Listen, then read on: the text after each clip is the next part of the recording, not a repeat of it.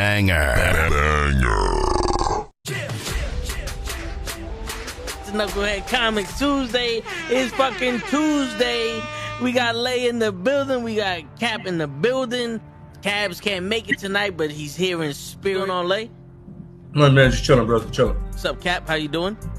Doing pretty good. Is that? And the father goes shamefully, that's my son.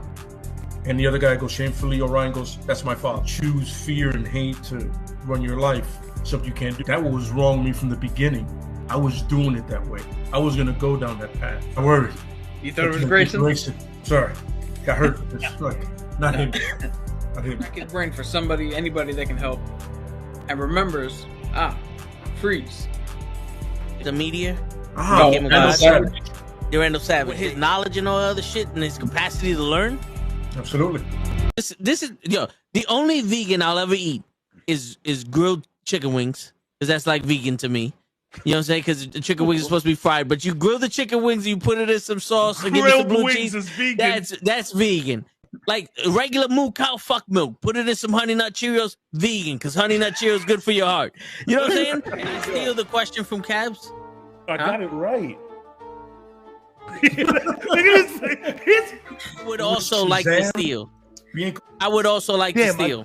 I would also like to steal. You're too late. Wow. I stay loose, I stay hype, I stay loose, I stay hype, I stay loose, I stay hype. I could do this all night, cause I do what I like. Yeah, I do what I like, yeah, I do what I like. Sipping goose, sip is right, and I go with the flow. Yeah, I go with the flow, yeah, I go with the flow. Cause I know I'm the show. In the zone, here I go.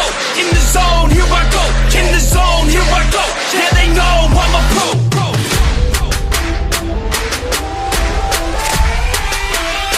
Let's go, let's go!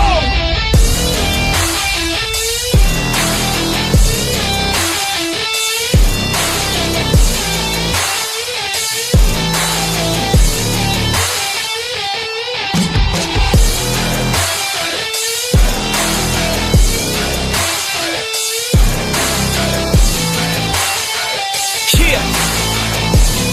Let's go! Here I go, I get lit, I get hyped for this shit! Right.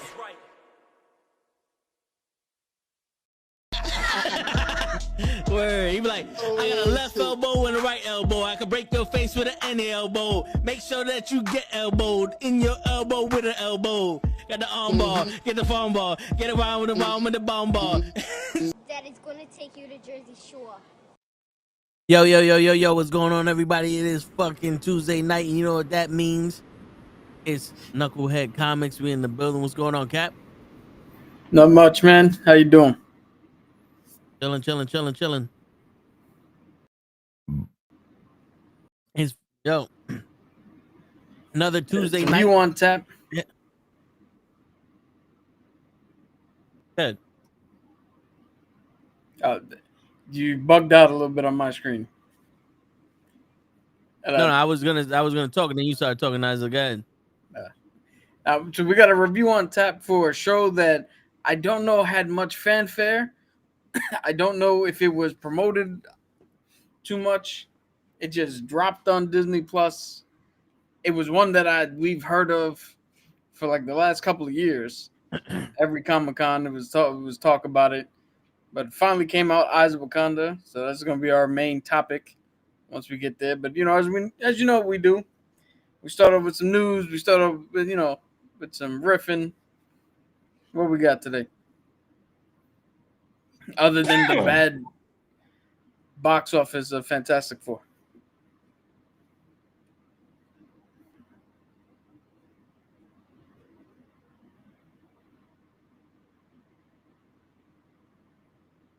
I think you're muted.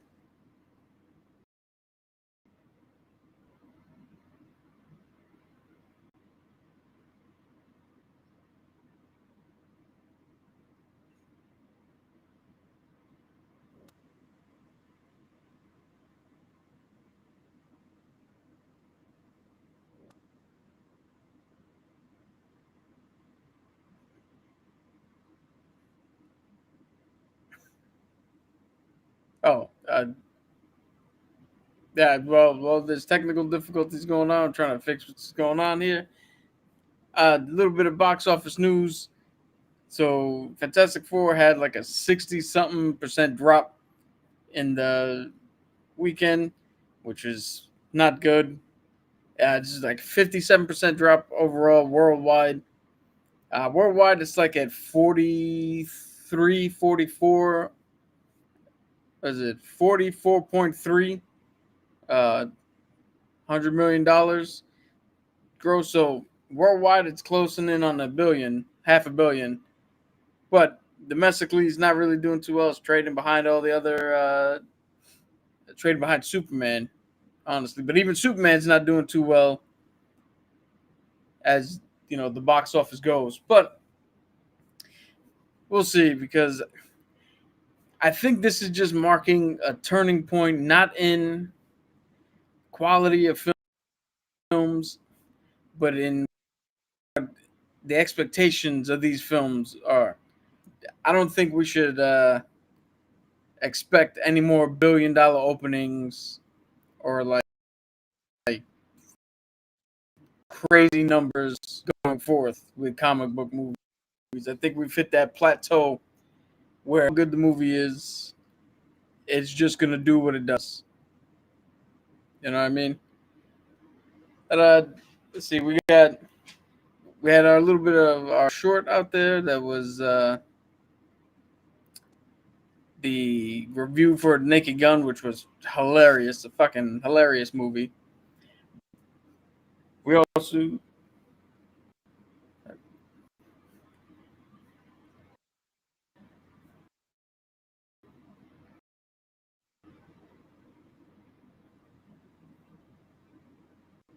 what's going on? It wouldn't be our show if it wasn't technical difficulties, right? Matter of fact, I think they call this show Technical Difficulties. We got another couple of movies coming out soon, and within the next few years. Hopefully, we can get back on track.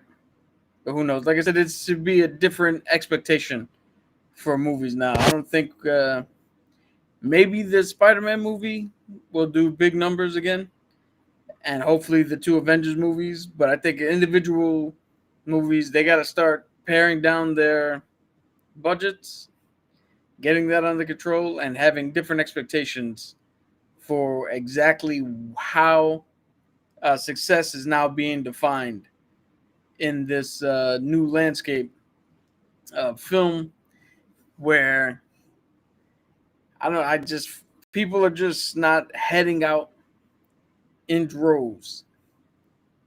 And if they are, they're not going again and again and again. They're just seeing it the first time, and that's pretty much it.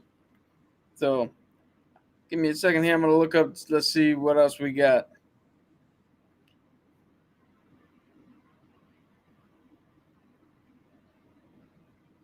Oh, so we got a little bit of a tease where Charlie Cox, the man who plays Daredevil, Matt Murdock, he referred to the Daredevil Born Again Season 2, as the final season, and teases a costume that doesn't exist in the comics. So it looks like they're going to be giving him a unique look, something that hasn't been seen before. The one thing I will say with Marvel, no matter what movie or what is going on, for the most part, the costumes have been pretty good, have been pretty on the mark. So I'm going to give them. Yep, I just heard you right there. I don't know why that should change. But okay. I used yesterday the toggle for the chat mute, and it muted my mic all of a sudden. Oh. Yeah, but like I was saying, I trust people at Marvel to come up with a good costume. I mean, I remember when they on Netflix where he had just the Under Armour shirt and the mask. At first, I was like, that's not good. But then by the end, I was like, nah, put him back in that suit. So I trust them to come up with something cool. It is a shame though that this is the he's only getting these 2 seasons, these 18 episodes, which I mean, I guess is better than what most of the Disney Plus shows get. But this is the one consistent character they've had that's not Iron Man or Cap or one of the big names. So what are your thoughts? I don't know if you heard any of that. Yeah, I heard all of it. So you're saying that Daredevil is only getting 2 seasons? That's what Charlie Cox said. Yeah. Well, is it going to be part of the movies? I think he's in Spider-Man. Or he's been announced as in Spider-Man. But everybody's been announced. Yeah. So far, Marvel went, hey, the next 3 movies, everybody who's ever been in a Marvel movie we're gonna CGI Stan Lee back in. But what do you think of the concept of them coming up with a brand new costume that's not even in the comics?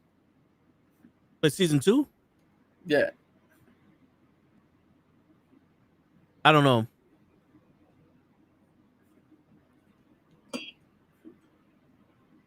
You think he's gonna turn white? Well, white's been done in the comics. Yeah, but I mean, like, he might be all black with some white in it or some shit. I don't know. But I just hope it's not dumb, like you said. The first iteration, just the fucking Under Armour suit was alright. You know, after a while, it was cool. Then let's see what they do. But I don't know. What other news you have?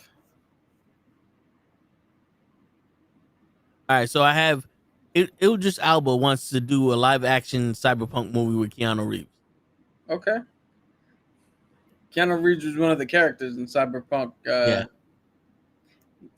You know what's funny? I bought that game when it first came out, and that was back when when that game was utter trash. And much to the credit of the developers, they went back and fixed it and put out probably a game of the year, what should have won game of the year type game. But I never went back to play it because it's a weird. That's one of the only RPGs I've ever played where I had to watch people. Normally for an RPG, I play the game. I figure out how to do my own shit. I don't watch nobody do a fucking thing. But I had to watch a tutorial of how to get past a specific part. Because it's like, I don't know what the fuck I'm doing in this game. I don't know what it wants me to do.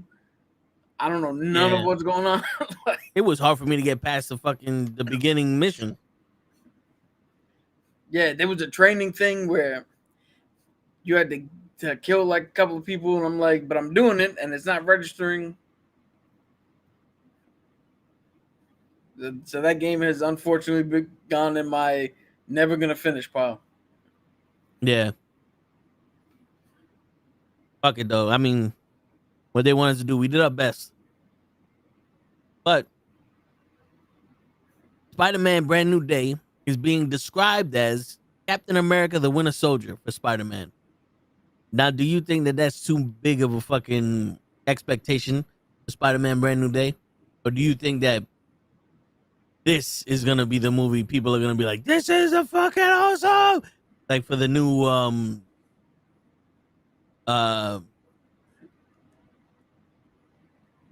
phase of Marvel. I forgot the word for a second. Yeah.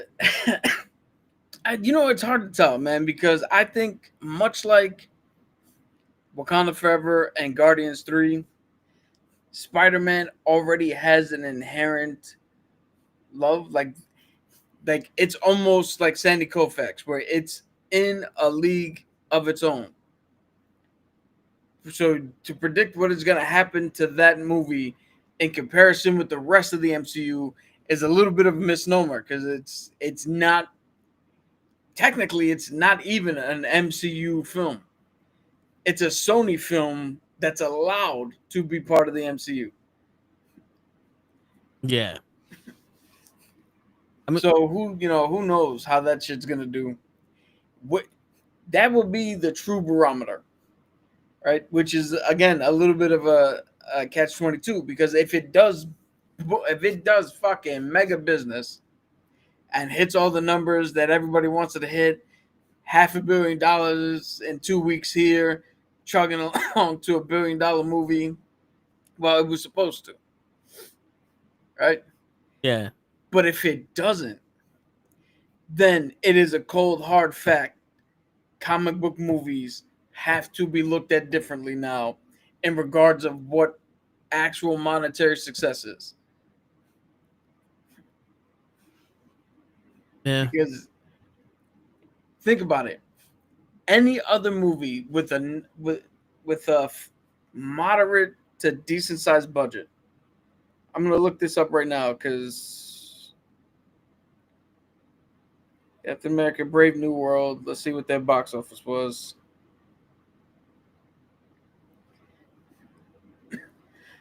The box office for worldwide was $413 million around the world.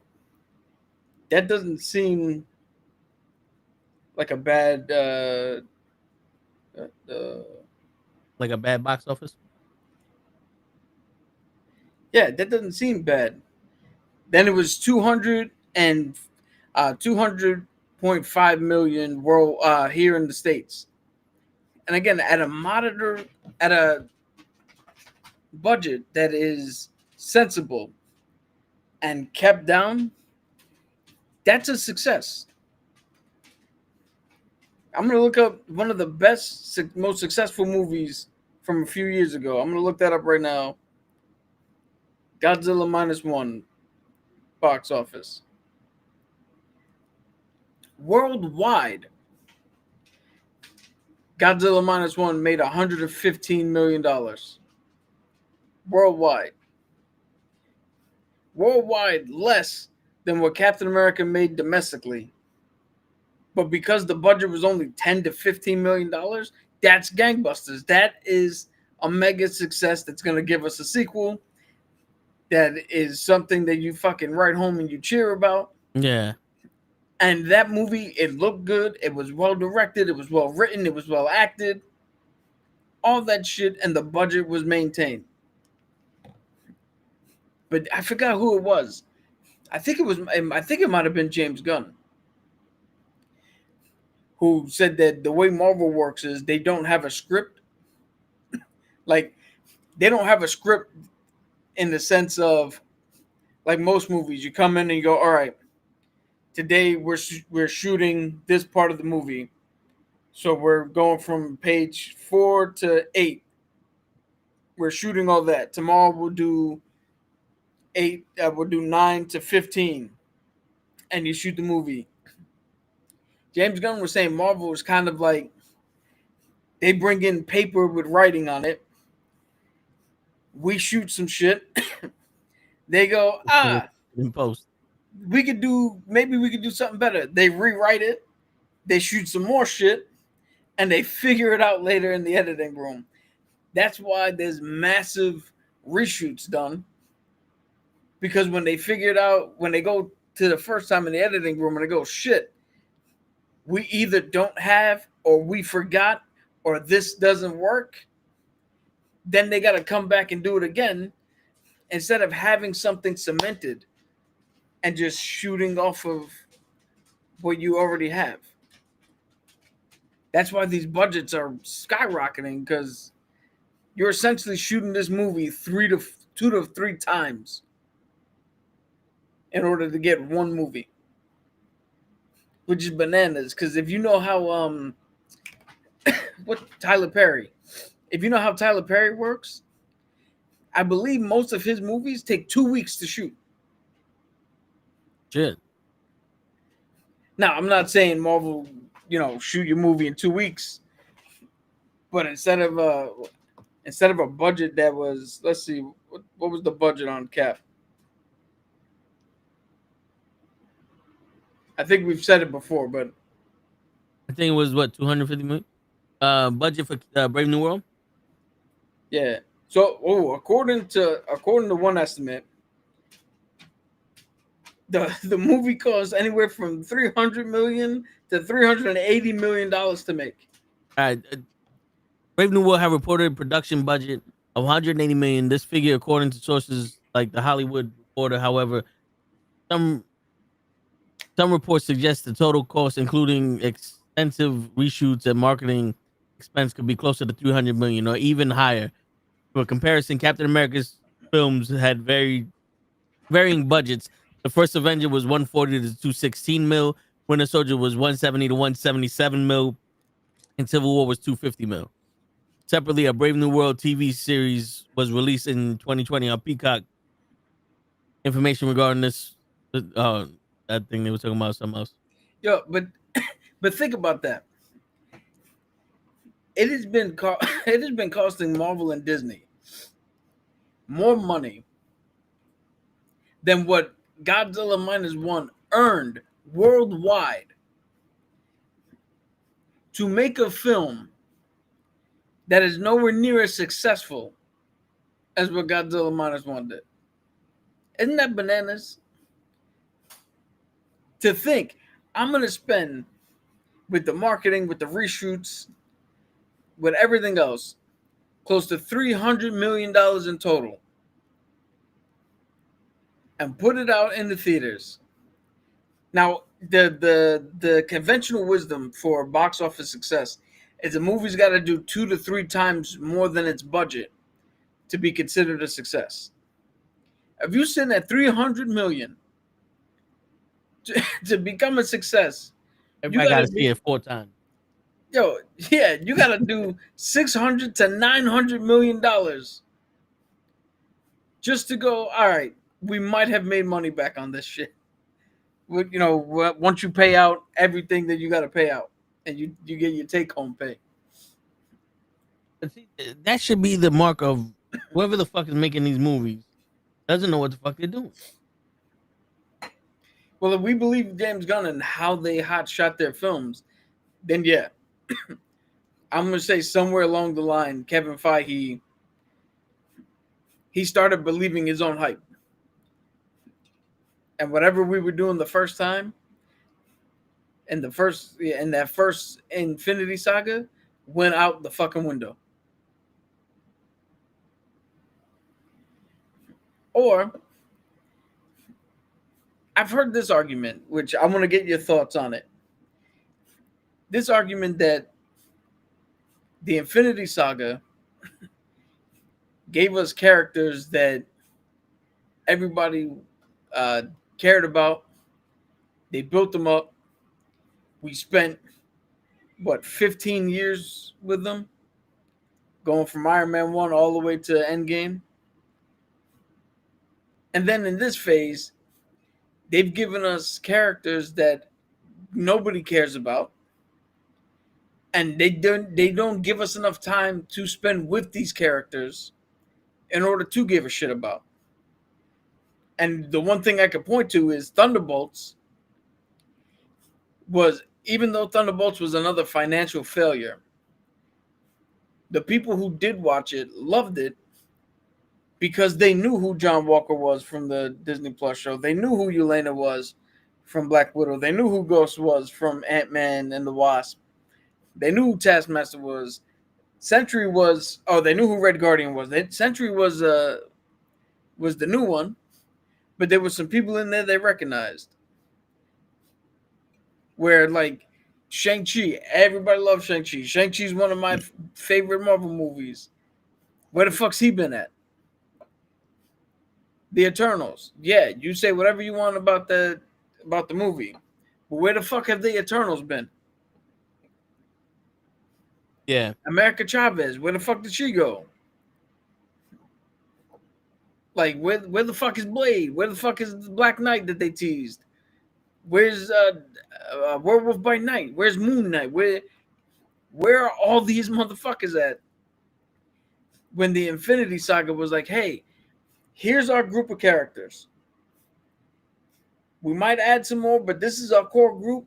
You're going to be watching them from here until the end of the saga, and we loved them. We watched them grow. We seen them from the beginning to the end.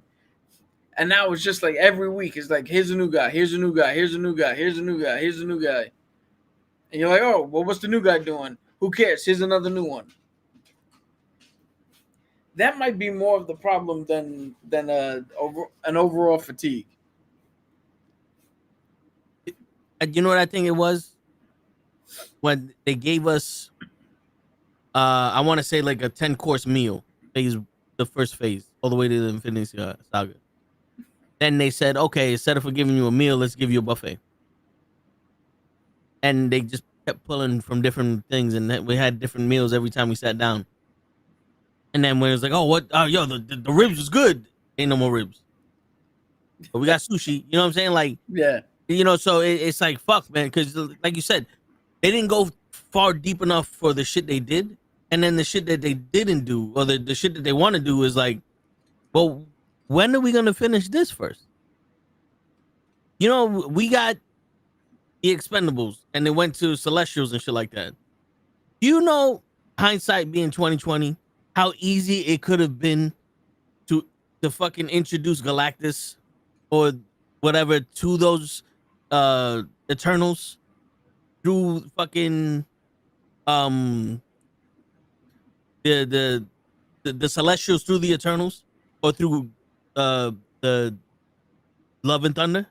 Yeah. And then we could have had a known of, yo, Galactus is this being that destroys Eternals. I mean, that destroys Celestials, and you don't want him coming to your thing. You know, that like that could have been the judgment. Like the Eternals could have been like, we're gonna send Galactus to ya. Yeah, You know? you already stopped them from growing. Might as well. Yeah. And then we could have been like, oh shit. The Eternals saving the planet was something that happened in the future of the Fantastic Four universe. And so that way those Eternals don't stop Galactus. He sent them into the past.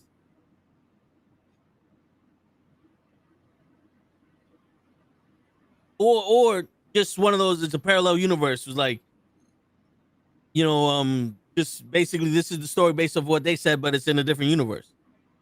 Yeah, I mean, that could very well, that's your tie-in right there. Galactus comes in and eats planets that have Celestials in them, right? And the Surfer's tracking the Celestial signature. Well, we're dealing with our fucking guy here.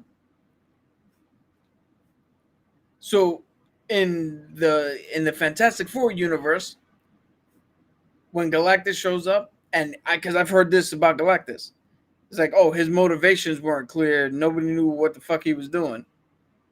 Well, he said he was Like, hungry. Yeah, I know that, but it wasn't spelled out in fucking crayon. They didn't hold our hand.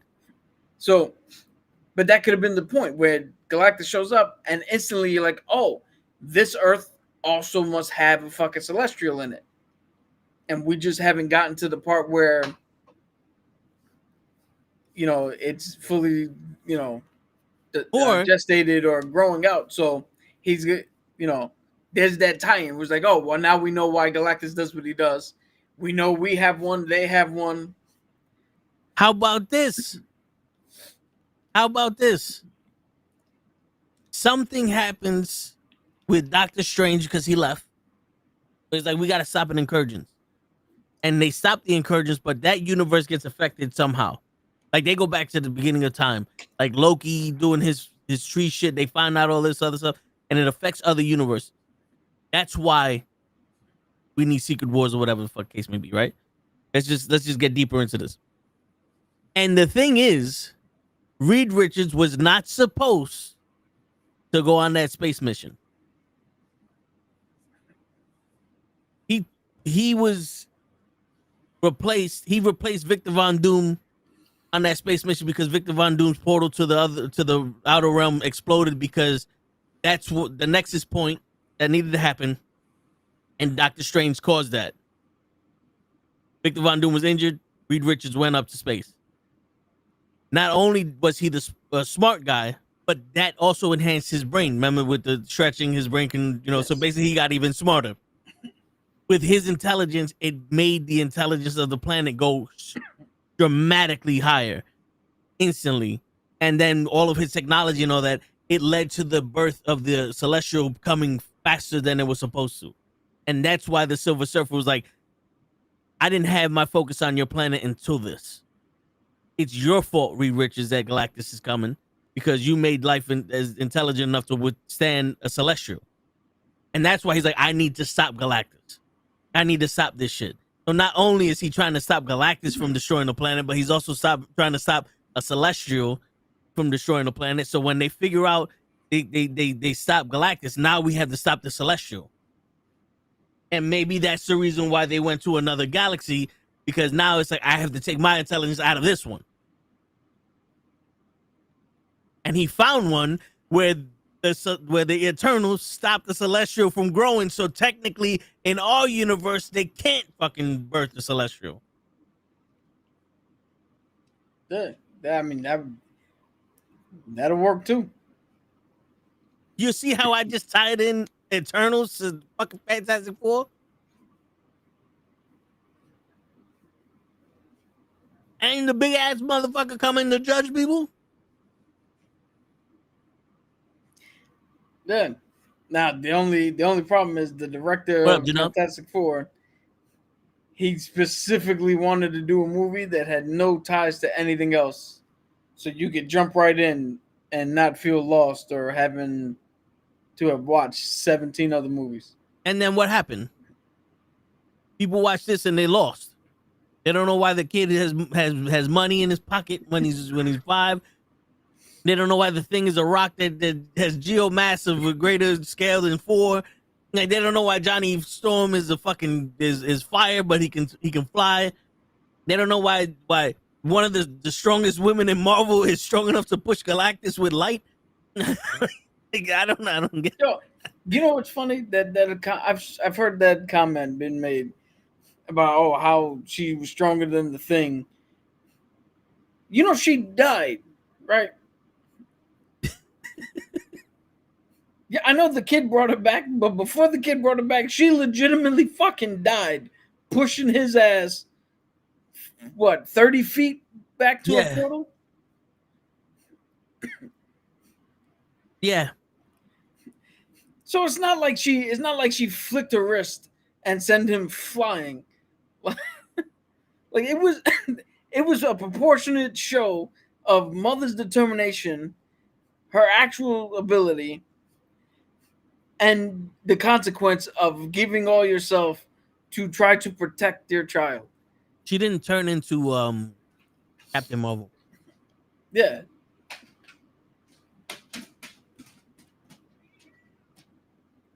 But yeah, I mean, I feel like every week we talk about this fucking movie.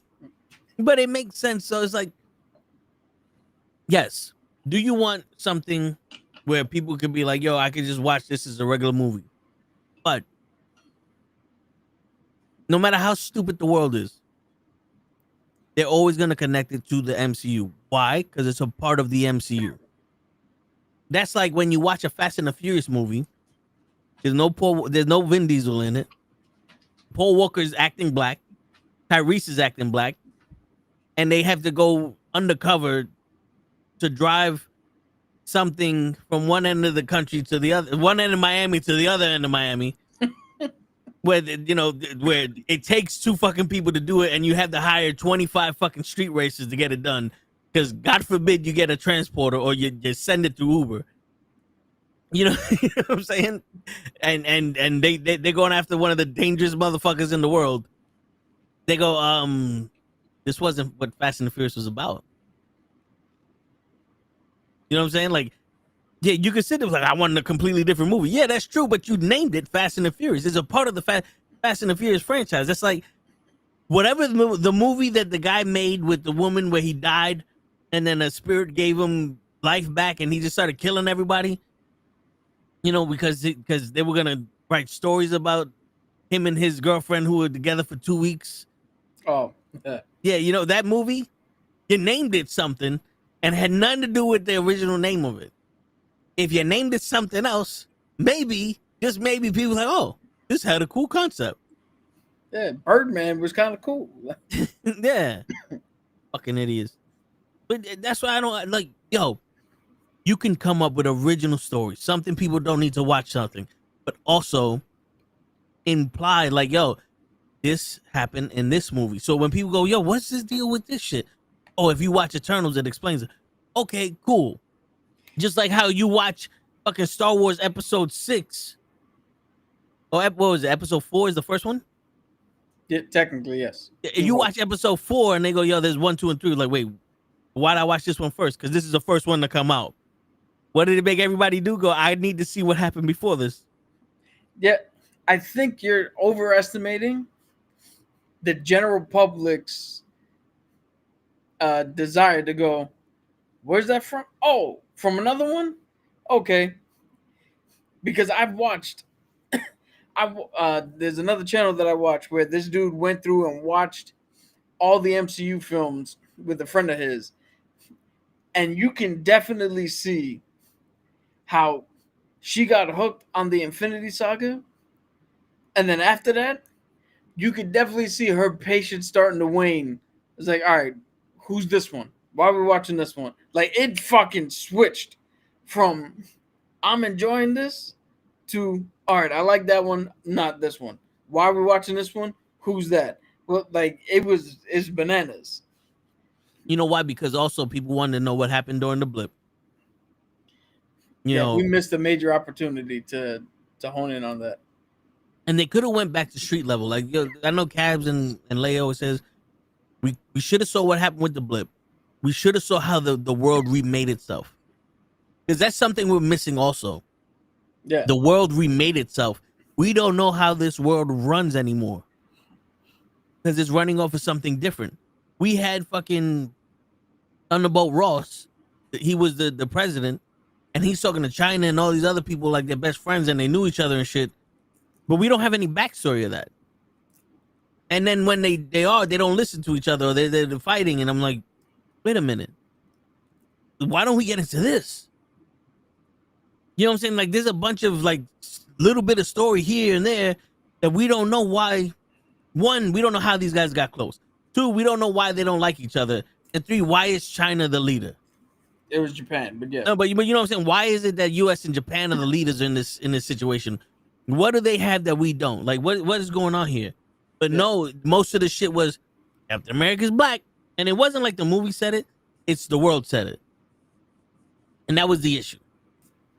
You know what I'm saying? But still, there's so many different stories that we could. Even Captain Marvel. Captain Marvel could have been going through the space because she lost her best friend during the blip or whatever. Why didn't we see some of that shit? Where she's helping people because she tried to make up for what she did to the Kree. And then the Kree is coming back and is biting her in the ass because they won't let her. And then this girl just became obsessed with and the gauntlet fucking drove her crazy and all this other shit. And Spectrum was the one that was the middleman in between shit. It wasn't just let's make a musical. Well, you know why? Because it was more important for us to see. There you go. Don't take cars and planes out to retrieve an axe and a dragon's tongue. Yeah. So it was more important in the Marvels for us to get the message, never to He's meet your talking about Wakanda heroes, too. because Captain Marvel's a bitch. Yeah. Like, you took a character nobody likes and went, hey, just remember, she's kind of a dick. Which there's so much shit that you can do with things like yeah, it's cool that Miss Marvel was with Captain Marvel and Spectrum and they had that whole three-way team and whatever, but the little focus there was the Kree and the Skrull. You done told us that there was no planet for the Skrull. Now, here's the thing, Cap. What if there was a planet for the Skrull, but SHIELD lied to the ones that were on the planet because they were too big of an asset? So the useless ones they shipped to that planet. The useful ones they kept in their lines. You know what's hilarious, Vin? That's what happened in the comics. I think that's exactly what they try to tell us in the show and the movie. That's exactly what the Super Skrull dude, I forgot what his name is, but that's exactly what the fuck his problem with Fury was. Is that they lied to him and kept them there just to be fucking useful for Shield, just so that Shield can use whatever they fucking do. So what you said to happen is exactly what happened. But show described it. Yeah, because they did it wrong. Like they didn't do none of that. No, that's literally what he was mad at. Was the fact that they were lied to and they were kept on the Earth in order to be used as assets for Shield. And then in Captain Marvel, they were like, "Oh no, this planet's been here this whole time. Y'all idiots got to get the fuck out. It's being destroyed, and I can't save none of y'all. So if you die, oh well." Yeah. Which, that, you know, there's a lot of shit that it's too easy for these bad guys to destroy planets and everything, but then they can't kill one person. Yo, I've never understood that. How do you have the power to destroy planets and universe, but you can't kill one person? it's the main character. Yo, would you have liked to see a movie where I don't even know what the fuck the bad guy's name is in the Marvels? Would you have liked to see that movie where she comes in, destroys the fucking Skrull planet, and then looks at Captain Marvel and Spectrum and Kamala Khan and just wipes them out and they're dead now? No, but I would have liked to see a movie where it's you're paying for your crimes. Yeah, no, you would have liked to seen the correct movie being shown. Yeah, I would have liked to see the movie they should have made. Not the Snyder cut, the one that they should have made. Yeah, because a lot of that shit could go anywhere. You know, like you can even tie that shit in if you wanted to fucking Guardians of the Galaxy 3, where the fucking what the fuck is this guy's name? Which The bad guy. The bad guy. The High Evolutionary? High Evolutionary was the one that got on that planet. You know, or something, where he was testing Skrulls because they had the ability to change shit. You know what I'm saying? Like this is the thing. We are all in a universe together. And if you're going to assume the universe is connected like the country is or the planet is, then you have to assume one thing causes another effect. Right? So, yeah. We're in America. We do things. But Trump does the tariffs. China has to pay more. They charge us more. So if we made a movie with his tariffs, we can go and say, no, it affects China and they charge us more for this. It doesn't have to be, I want to make an original fucking tax plan. No, it's going to affect everybody. Everyone can be involved in this and it can still be an original thing. It can be stupid. I agree with you 100%, but I think herein lies the problem. When you make 47 movies in a row, where each movie is, there's a new tariff, there's a new fucking law, there's a new shit that involves Canada, there's a new shit that involves there, at a certain point, people are going to be like, all right, how many times can you save this motherfucking planet that every 2 weeks, it's a WWE PLE, every 2 weeks there's something we gotta fucking watch. Where if you try to do what Melee and Cap say, bring it down to the ground level, on a day-to-day basis, what happened to you at work today had no effect on me. But it's a great story. What happened to me at work is a great story. We're still in the shared universe. But our stories but you go to the don't same directly affect each other. But you go to the same cafeteria I walk past. Yeah. That's all I'm saying. It's like, but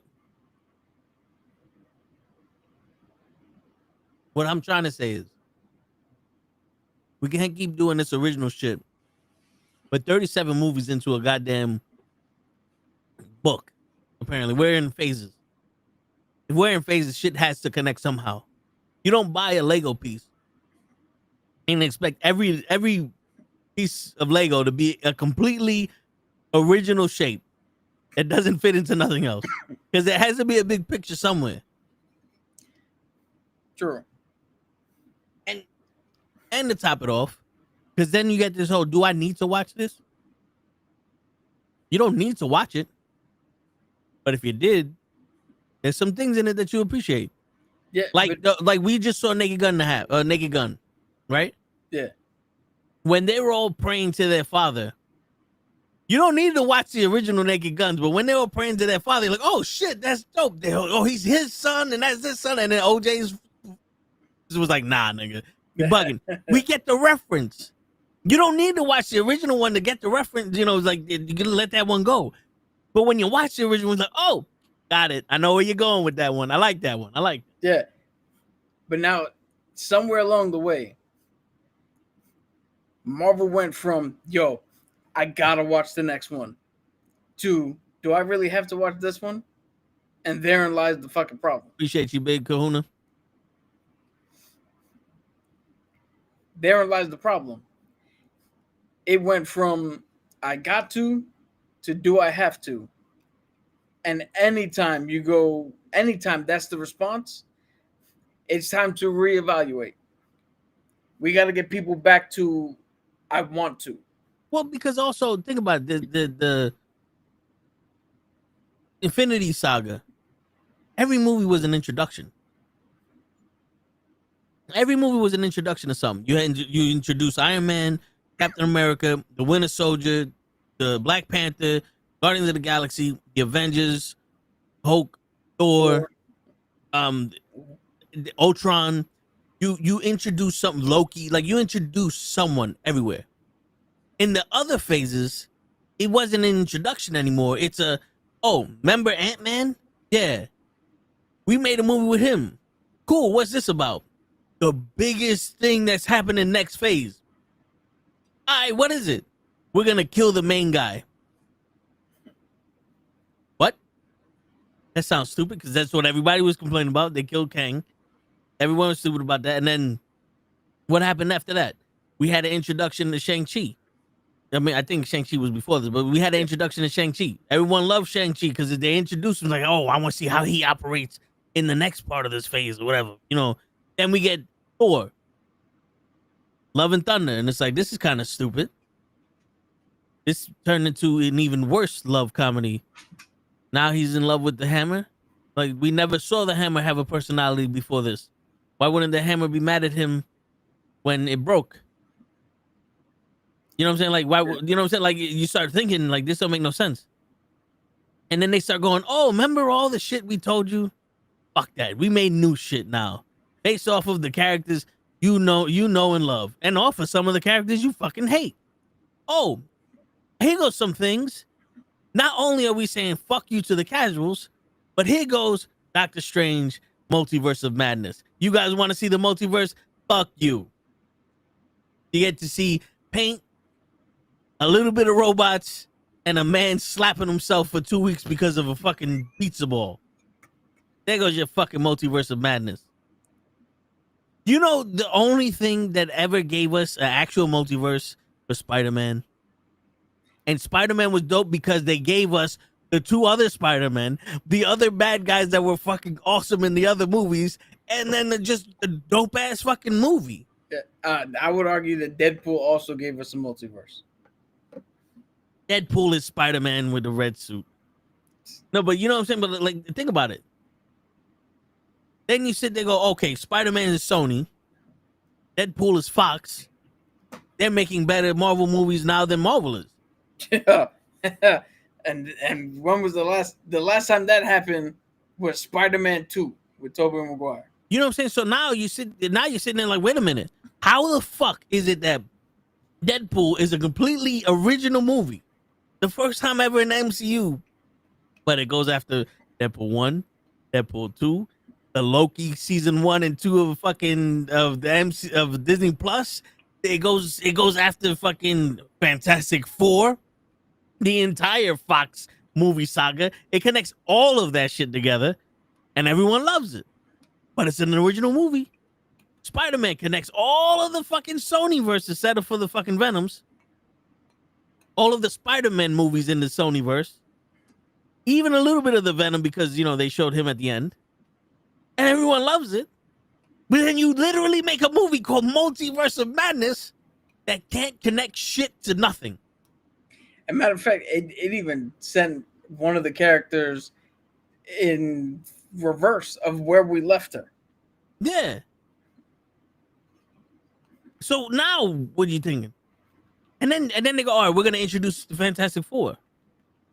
Well, the Fantastic Four is going to face with Galactus. This has to be a fucking Avengers level movie. How do you fucking fight Galactus?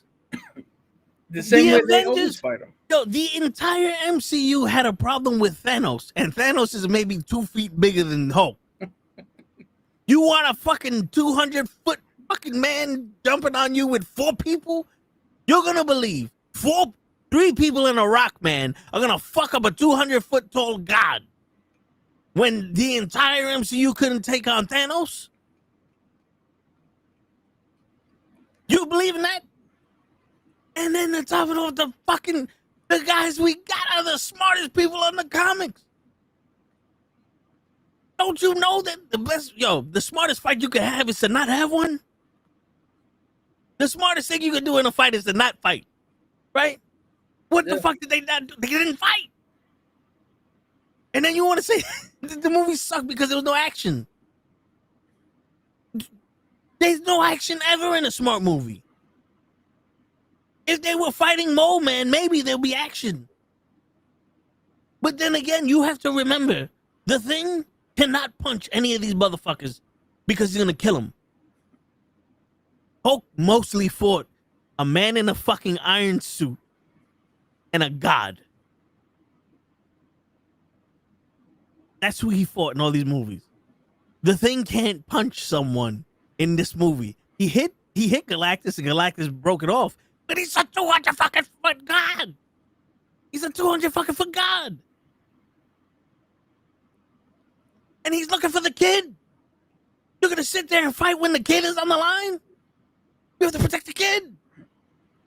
And beyond popular belief, I know the kid is super mega powerful. He can bring back his mom.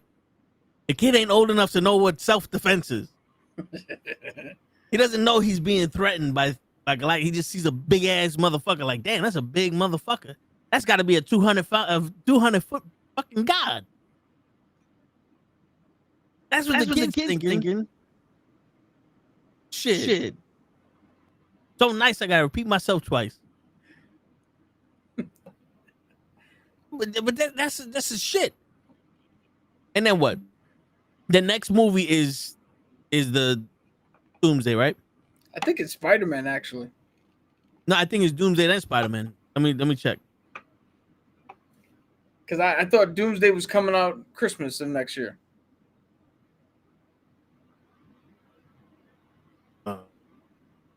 Sure. While he's checking in, what's up, man? Give him a second. He gotta unmute himself and figure out why he can't breathe. Why's he got to unmute himself? He just had you speaking for him. Okay, so all right. So July 31st is Brand New Day. It's Spider-Man.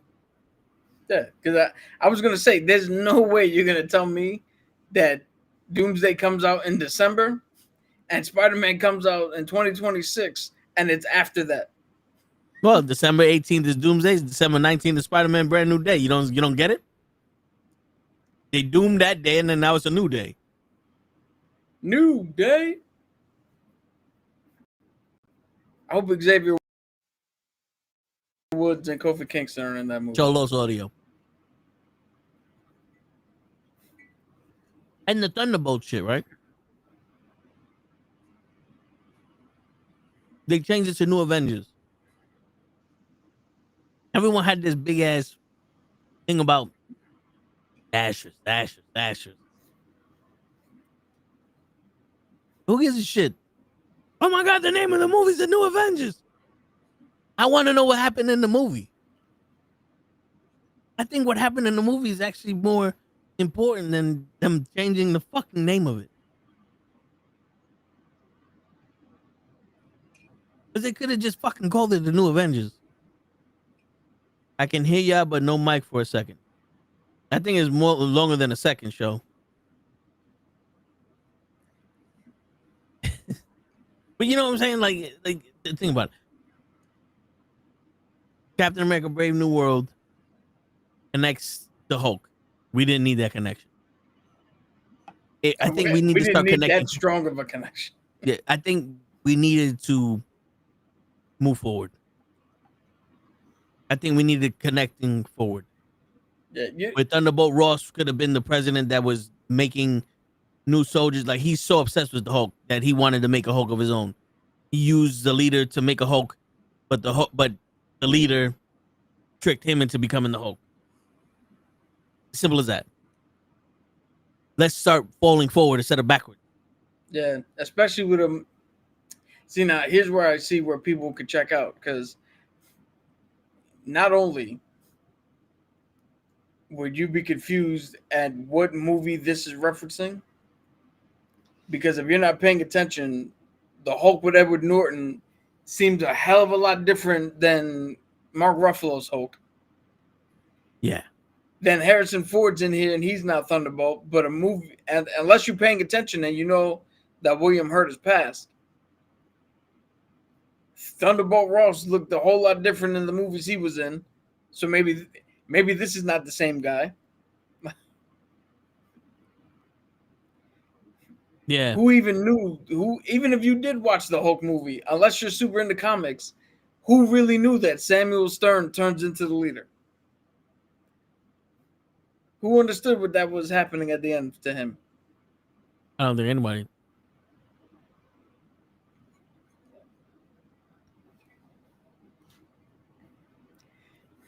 I don't know. Like I said, I think we just gotta.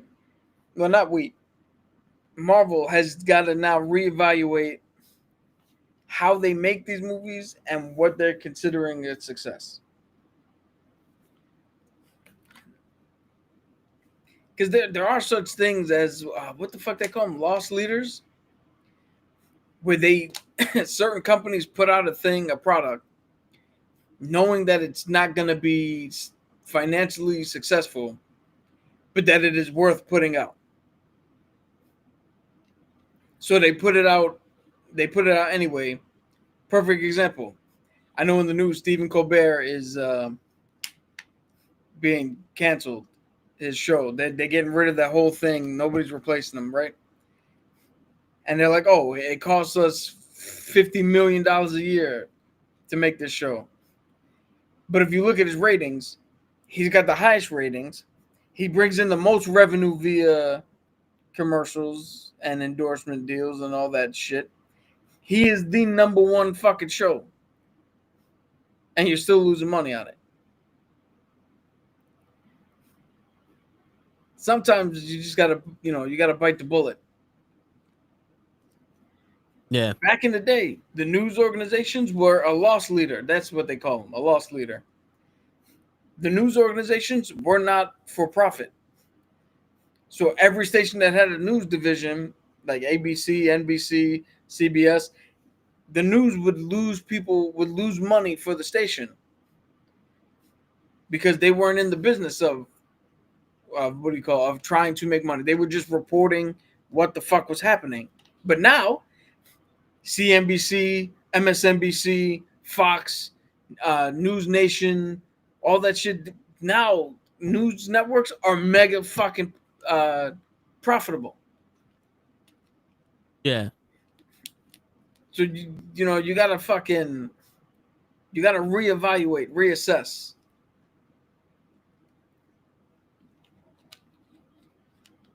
Listen, man, they could have made Captain America: Brave New World a TV show, like we said earlier, because that would have gave more time for the leader, his backstory, Harrison Ford's backstory, Captain America to be Captain America, and then there's more explanation of the hand and animating and shit like that. You know what I'm saying? Like it could have slowed that down because that was all in one movie. That was fast. You know. We're showing off so many people that like Ironheart. We saw her in Wakanda Forever. That was not the same person we saw in Ironheart. And then people are. That's when you start going. Well, why couldn't she ask people for help in Wakanda? And her thing is, what I'm gonna ask her because I'm. Oh, I'm doing this and I'm fucked up.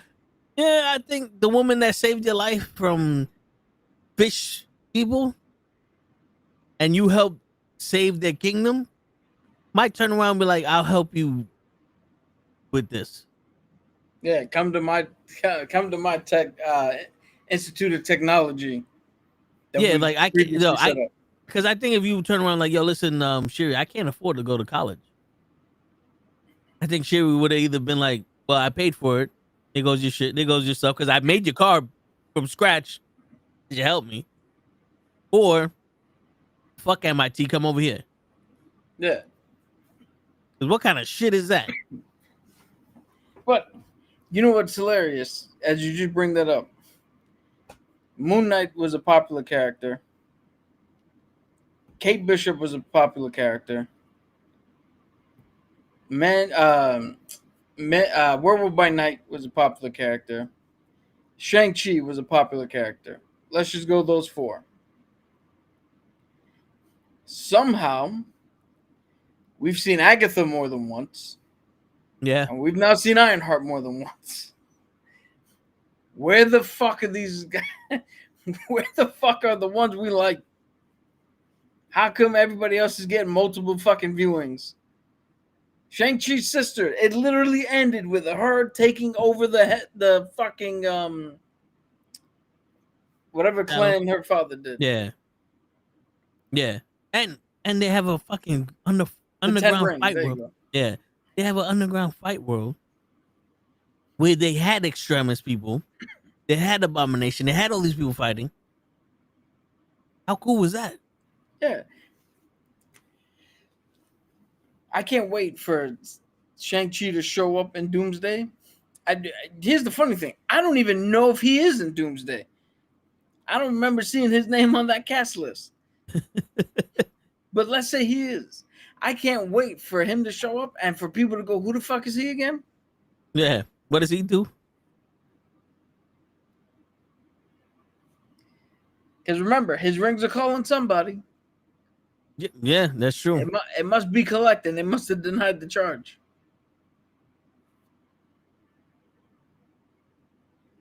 Fucking that's yeah, that's fucking ridiculous. And now you have DC coming in here, and everybody hating on those, the Superman movie, but that movie was better received than Fantastic Four. He is rumored to be in Doomsday. All right, but more news, just so we can get out. They made the 70th year anniversary of Godzilla poster. Oh, that's all the Godzillas from the first one until Zero? Yeah.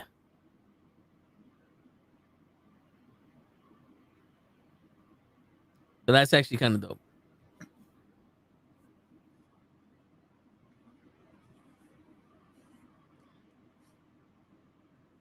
I don't normally get you could see, as evidenced by any background that I'm in front of. I always try to blend in with the background. But that is one poster I'd be like, you know what, I'd take that. I hear you. You know who Noah Centineo is? Yeah, he's the guy. I think he's the guy playing He-Man. Well, apparently he's also been cast to play a young Rambo in a Rambo origin film. Oh, okay. Oh, you know who he was? If I'm not mistaken, he played the Atom or Atom Smasher in Black Adam.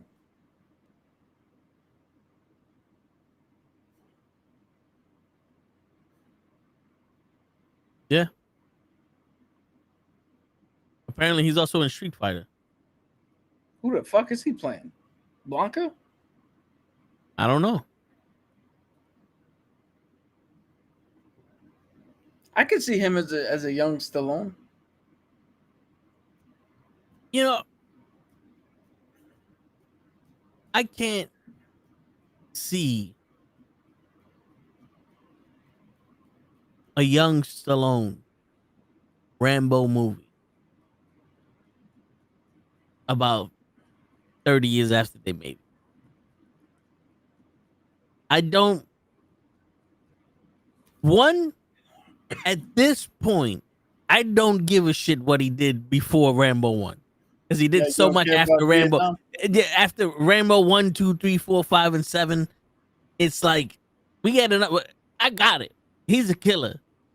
Cool. He's playing E Honda. There's no way this fucking skinny Yeah. guy's playing the fucking sumo wrestler. But I'm like, I don't need that. I don't need an origin story for Rambo. You want to make another one? You know, like a different movie that's like Rambo, but we call it Jeffrey or some shit. You know, his name will be Rich. Sam Jeffries. Cool. Yo, we're making Sambo. Because here's the thing. What's the origin? He gets born. He has a life. He goes into the military. And then he starts walking on that bridge. Now, Like, what? I'm gonna make one counterpoint only, right? Because in the movie, we learn he was a Vietnam vet. He obviously had some sort of PTSD before they knew what that was. Shell shock, as they called it. He came into this town to pay respects to his dead friend, right? And we can extrapolate pretty much what happened to him in Vietnam. He told us his boy got blown up. Johnny ain't got no fucking legs, right? Yeah. In A New Hope, they told us, hey, some people went and stole the plans to the Death Star, and now we're in this movie, and now they're gonna go kill the Death Star. Right? They told us. But Rogue One was awesome. So there is a chance, if done correctly, that this movie can also be awesome. By making it an actual character study of that type of training that he went through, what that does to a man, what the action he saw does to a man, and how we got to that point where he was the drifter. I'm just saying, it could be good. I get it, but Rogue One showed us the part of the world that Star Wars hasn't shown us. The actual rebellion and the actual fight outside of Jedi and Sith and dark side and light side and all that. They showed us, oh, other people are fighting this war too. And it was dope because they didn't all win. Like, no one won. It, you know, the way they told the story was fire. We connected with everybody. Cool.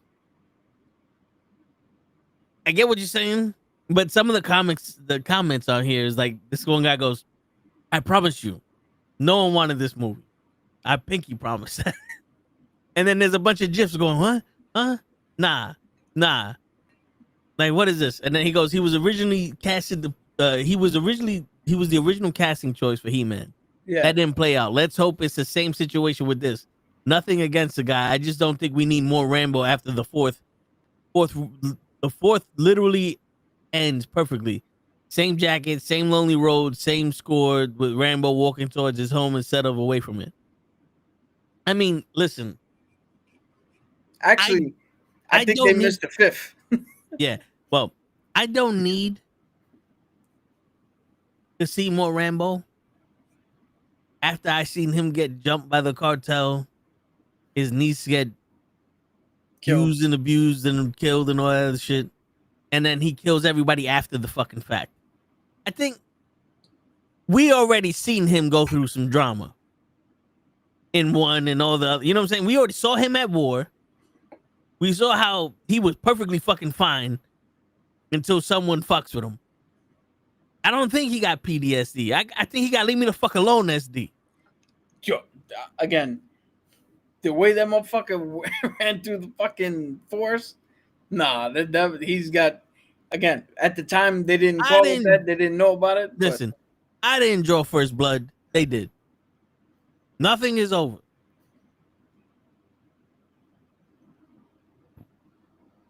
Now, I don't like.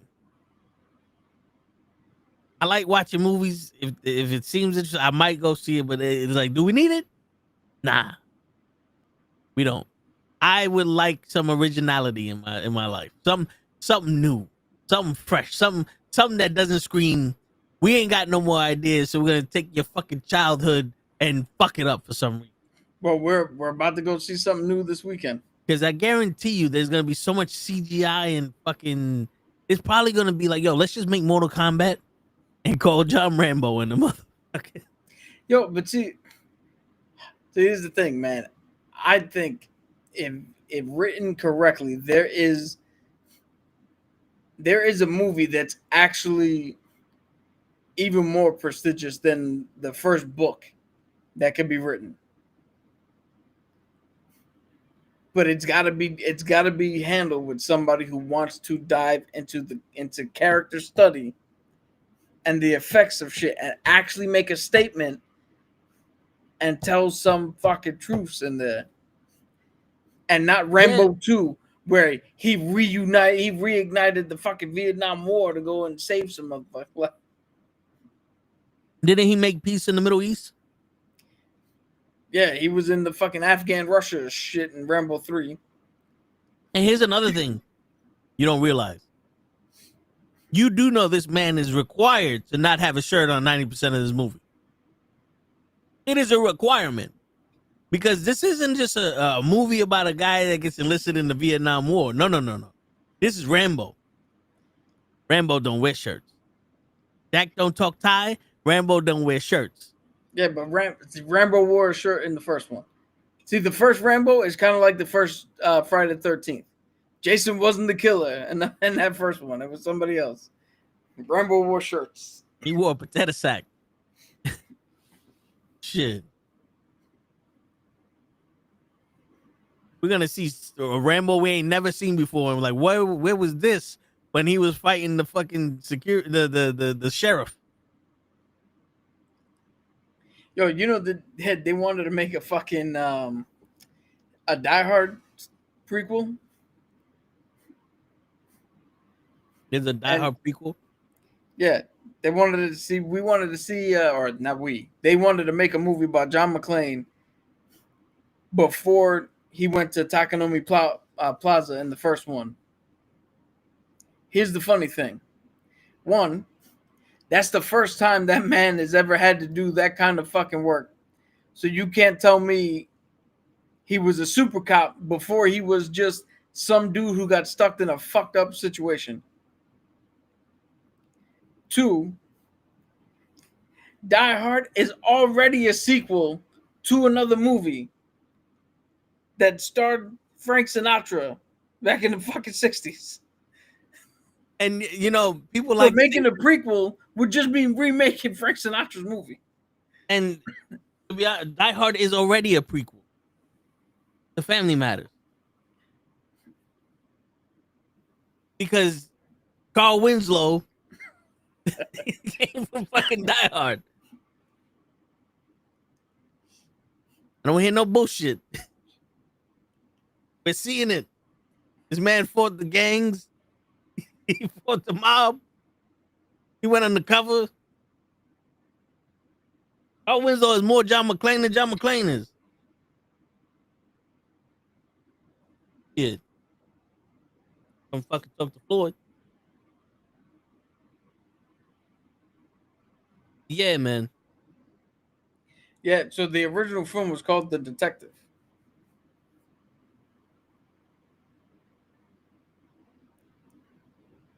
But we don't need to see that. Like, we need people who make movies or who discuss what kind of movie should be made to stop being high. Like, Where is Stephen A. Smith when he walks into those rooms? Like, yo, we're thinking of new movies we made. And he just walk in there and go, get off the weed. Because that sounds like, yo, what if they made a movie the day before John McClane went into that building? Like, what like, I want to know, what was he like? Because he was going through a fucking divorce. Wasn't he having marital problems in all those fucking movies? We don't need to see that. Yo, what action is that? You're looking for a fucking Medea movie. Yo, I want to see the movie where the day before he went to Takanomi Plaza, this motherfucker was in a bank vault for 2 hours, killing every fucking dude who was sitting there trying to steal money out of this bank. See, that, like, you know, the origin story of fucking Shonuff makes sense because how did he become the Shogun of Harlem? Cool. He's already there. We don't need an origin story of Bruce Leroy. We got one. That's when he became the master.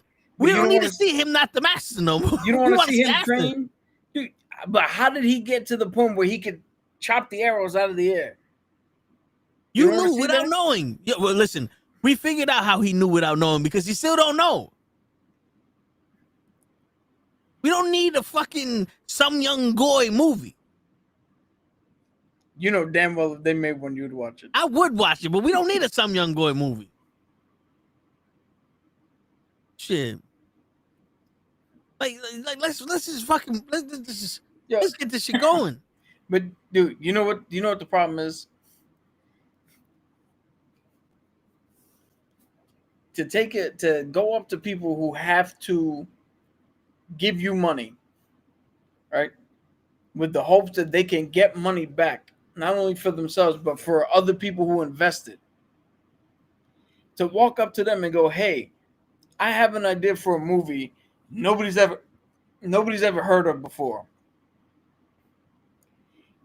It's a lot more difficult to convince them to hand you money because I don't know, like, we're about to go see Weapons this weekend, right? Yeah.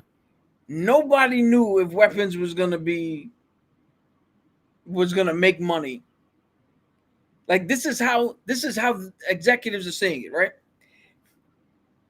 Nobody knew if Weapons was gonna make money. It turned out to be a massive hit.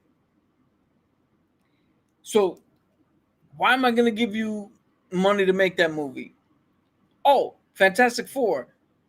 People know about them. There's 3 other movies. I'll give you money to make that movie. Turns out nobody gives a shit about that movie.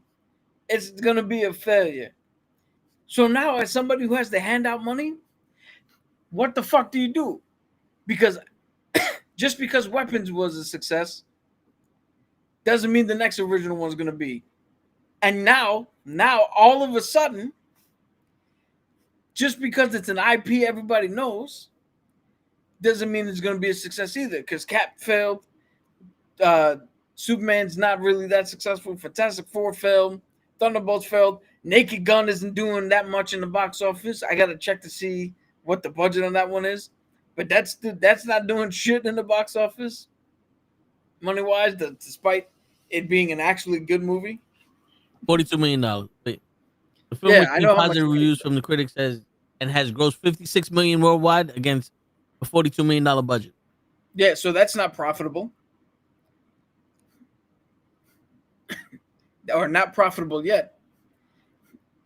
So as much as I don't want to defend Hollywood, it's hard to give out money. I'm going to say it this way. Who are you more likely to give a chance to? Some girl who may say yes to go out on a date? Or some girl who you know is going to say yes to go on a date, but the afterward might be up in the air? Who are you more willing to talk to? The one that may say yes. Yeah. So you go with the one you know, and you take a chance, because going the other way is going to be 10 times more difficult. It might work out even better in the end, but you don't know that. Wait, which one do you think I'm picking? You said the one that is a guaranteed she'll go out with you. No, the one I said that may go out with. The first choice that I'm picking. So you're gonna go for the harder choice. Yeah. Because basically what you told me was, who would you rather go out with? A girl that 50-50 goes out with you or not, or a girl that will go out with you, but you might not fuck? Well, either way, and there's No, but you gave that caveat to the one that I know. So it's basically, what movie would you rather make? One that could be good or bad, or one that you know is gonna have mad hype but not make no money? Let me make the one that could be good or bad. Let's go out on a shield here. Let's figure this out. But here's the thing though. but I had to put that on there because the question wouldn't make sense if it was like, who would you pick? The girl who might not go on a date with you, or the one who's like, I'll go on a date? Well, the one that might not go on a date with you, or the one that she goes out with everybody. But see, that's not what we're talking about though. Because anyway, listen, yeah, you get the fucking point of what I'm trying to say. People who's gonna hand over money for movies are not gonna do it on something that they don't think that they can get their money back on. And writers, they did strike. They deserve to get paid because everybody deserves to get paid. But god damn it, some of these motherfuckers are fucking it up for you by giving us bullshit. That's like going, let's make a movie about something that has nothing to do with the movie. It's like Die Hard, right? The thing about that movie, he's in the wrong place at the wrong time, and his wife's at the wrong place. He got to go save his wife. It's Christmas time. He's got to go save his wife. The terrorists came. You know what happened before that movie?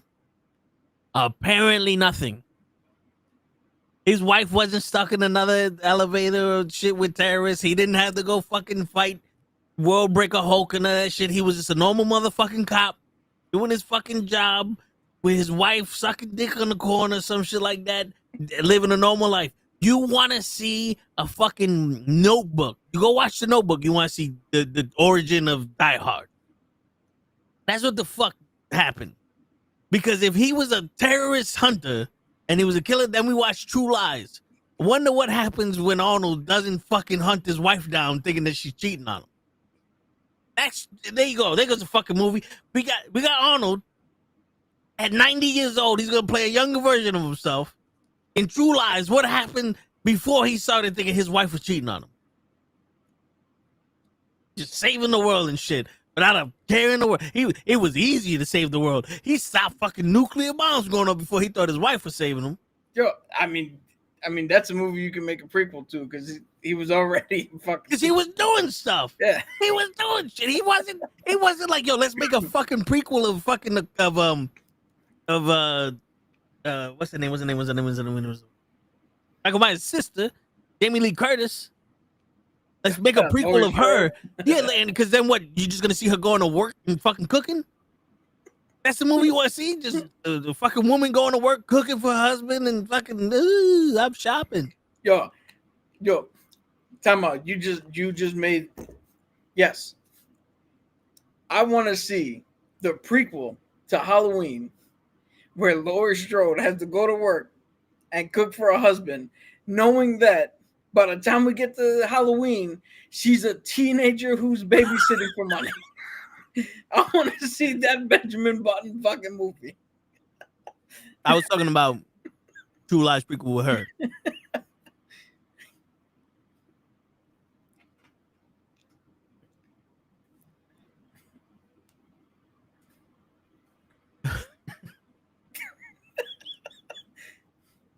Yo, let's make a Peter Parker movie before he got bit by the spider.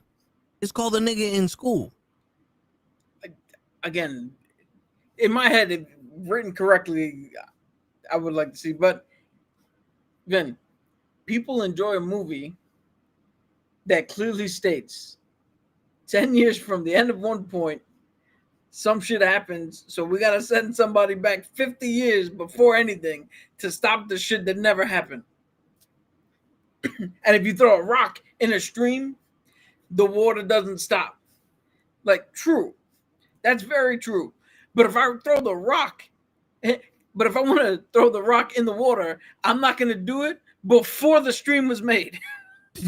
Yo, now if they said someone went back in time and convinced fucking Mystique to do all that shit, cool. But I don't know how they had technology in the fucking in the 40s that they didn't have in the 2000s that they can make fucking sentinels that can fucking now change and use your powers. They didn't even have metal is metal back in them days to fight Magneto, but now they figured it out because Mystique's blood that dance and everything.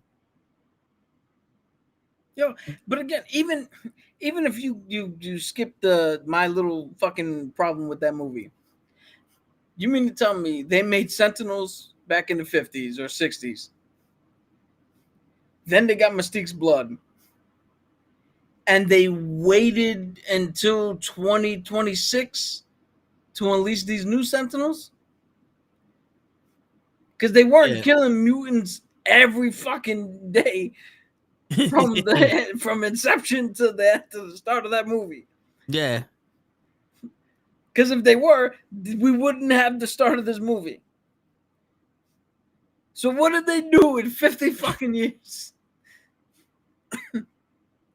It was just Boulevard Trash sitting back going, one day I'm gonna karate these motherfuckers one day. Word.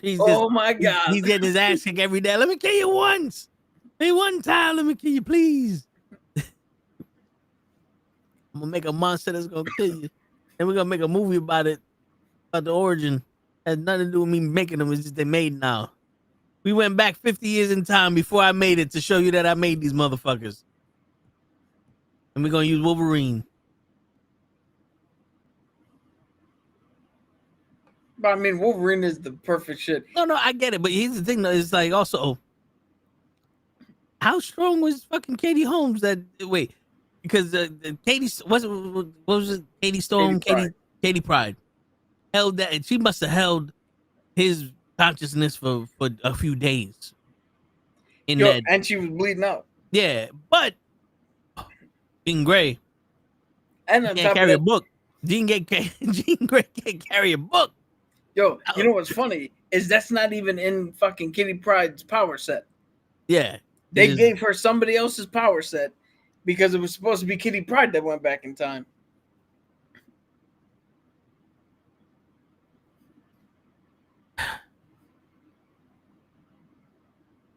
Fucking bitch can't lift up a book, but this little girl could send somebody back in time for hours, for years. But yeah. Speaking of back in time, Eyes of Wakanda. Or as one of the most smartest men in the MCU likes to call it, Wakanda. Yeah, so for anybody who is tuning into this going, the eyes of what? Apparently, Disney. Before we get in this, somebody was saying that the Mount Rushmore of comic book movies, the top 4 most iconic comic book castings of all time. Okay. Christopher Reeve, Robert Downey Jr., Hugh Jackman, and I believe this is Ryan Reynolds. And they said that is the Mount Rushmore of comic book casting. And I'm sitting there going, so Wesley had nothing to do with comic book movies. Because I think Wesley Blade made it okay for them to make Iron Man and all that. Like, what? Like, I don't think this has anything to do with the movies themselves. It's just. All right, hold on. Let me perfect actor.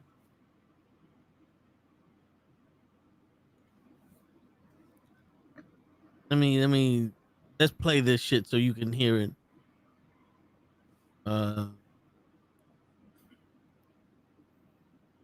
Hopefully we don't get Based on importance, who would you put on the Mount Rushmore of comic book movie casting? The first on here is going to be, of course, Christopher Reeve as Superman. This was the original superhero blockbuster. They got Mario Puzo to write the script. I mean, they threw everything at it, but they had to find the perfect person to be Superman for people to buy into it. And they found a Juilliard graduate, Christopher Reeve, who embodied the character, who took the role seriously. Like it was something that was like he believed in what he was doing and he believed it mattered. He was literally the face of the genre for a decade. Then I got to go Robert Downey Jr. as Tony Stark. Robert Downey Jr. was a completely washed up has-been actor, got nominated for an Oscar in the early 90s, but his drug problem caught up with him. Executives didn't want him cast as Tony Stark because he's the washed up guy. But Kevin Feige and Jon Favreau were like, that's our guy. That's Tony Stark. That guy's it. And he became the biggest movie star of the last decade. He became the glue that held the MCU together. He is the biggest movie star in the biggest movie franchise of all time. In the biggest movie genre of the last 20 years, he's the biggest star. He has to be there. Another one that you got to throw it up there, Ryan Reynolds' Deadpool. All three Deadpool movies were the highest grossing R-rated movie of all time when they came out. We talk about importance. That's a big deal. And the fourth one on here, I decided to go Hugh Jackman as Wolverine, despite him being a foot too tall. The X-Men movies were hits, not mega hits as much, but the star that kept elevating them was Hugh Jackman. And then he got his own trilogy of films, and then they end with Logan, one of the best of all time. And then he comes back, and how can you keep Deadpool movies on top of the world? You bring back Hugh Jackman as Wolverine. Based on importance. Okay, so if you want to put Wesley in there, then the one you, by his standards, the one you have to take out then is Hugh Jackman. Because he's the least accomplished in that role. I mean, Blade is very important to the fucking comic book genre. To us. Not to people who don't know shit. To us, we know what Blade did and the road it paved. But to the casual fans, Spider-Man 1, Spider-Man 2, like the X-Men movies, they're like all the ones that came after it, that's where they're gonna talk the most about. I guarantee it. But we know. But that's what I'm saying. Based on his shit, you take Jackman off the list and you put Wesley up there. Because to have the highest grossing rated R movie every time you fucking put one out, that's something that's you gotta put that up there. So who would you put?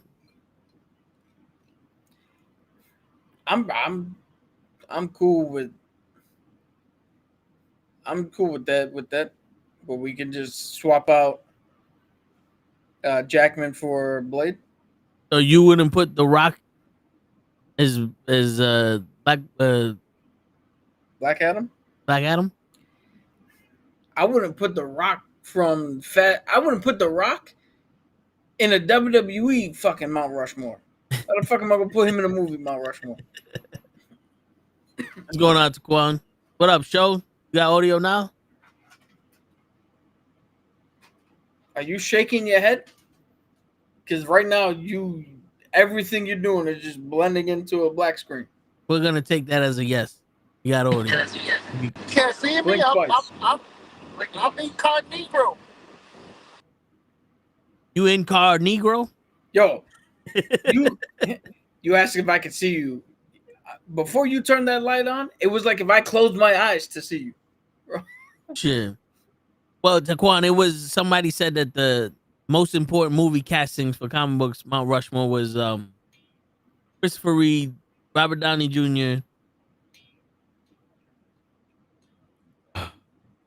Ryan Reynolds. And Hugh Jackman. I don't know why. Because the picture in the Mount Rushmore doesn't really look like him too much, but Ryan Reynolds and so Hugh you Jackman. gotta look at it this way. You got the guy who did the first truly successful comic book movie, the one that made it legit, and Christopher Reeves. Yeah. You got the guy who took the one and only, and we're still talking about the franchise that's going on. The Infinity Saga is the one and true only time a movie studio was able to put together that many movies blend it all together, and tell an overarching story. And he was the fucking driving force in Iron Man. Again, you get the guy who rated R movies really don't do what the fuck Deadpool did. And then he did that every time he put one out.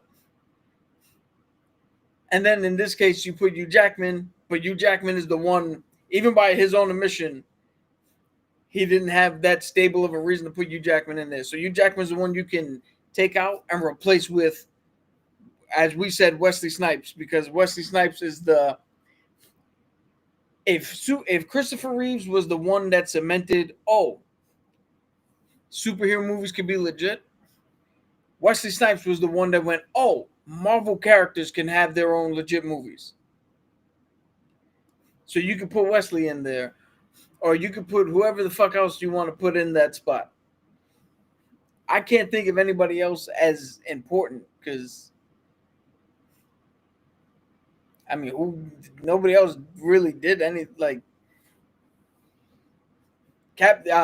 Chris Evans as Captain America was dope, but he didn't do anything that If they had to put historically was important. If they had to put movies, then you could put Captain America, because Civil War and Winter Soldier was two big driving forces for. But I don't know, like, I know what you're saying with Ryan Reynolds doing the would you argue Keaton? I would not argue Keaton because he didn't have the. So the problem with Keaton is that he's not the one that people go to anymore. You know, Christian Bale, Adam West. I think that's the reason why Christopher Reed works. So Christopher Reed is the legend, because Keaton was only Batman once. They changed they changed Batman every time they played him. And Christopher Reed was Superman no matter how many people played him. Yeah. Like, even if you put him up against David Cornsett now, or Brandon Roth, or everybody's favorite fucking Henry Cavill, Christopher Reeves was Superman. He didn't play Superman. He was Superman.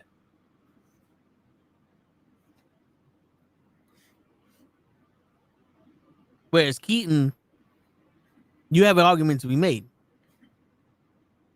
You know, and plus, like, the Batman movies were like their own kitty thing. Like, if you're gonna dissect Superman with Christopher Reeve, that looked like a movie that they made, and there was a guy with powers in the world. The Batman movies, we made a Hollywood backlot set, and this is what we would consider low budget now. Yeah. You know what I'm saying? Because it was too out of this fucking world. Especially with the Val Kilmer and George Clooney, where I forgot what the fuck his name was too, took over and made everything neon McDonald's Happy Meal toys. Yeah. Yeah, he did. Christopher Reeve made Superman look like a historical figure. He did. I mean, and you know what's funny? He's not even the first person to play Superman. Yeah. Who was the first one? Was it Steve Reeves? Yeah, Steve Reeves. Yeah. But that was the TV show. Yeah, but see, this is the difference, right? Everybody looks at him, or sorry, not Steve Reeves, because George Reeves. Yeah. Steve Reeves was Hercules. Yeah. George Reeves. Everybody looks at him as like, oh, he's Superman. Kids went up to him. There was that story where a kid went up to him with a gun, wanted to shoot him just to see the bullets bounce off. It's in the Ben Affleck movie, the biopic. He's like, yo, he had to tell the kid, like, yo, if you shoot me and it bounces off, it might hit somebody else. So don't do this. Yeah. Right. But then at the minute Christopher Reeves steps on screen in 1978 in Richard Donner's Superman, he's Superman from that point on. It's something about what he did in that performance that cemented it.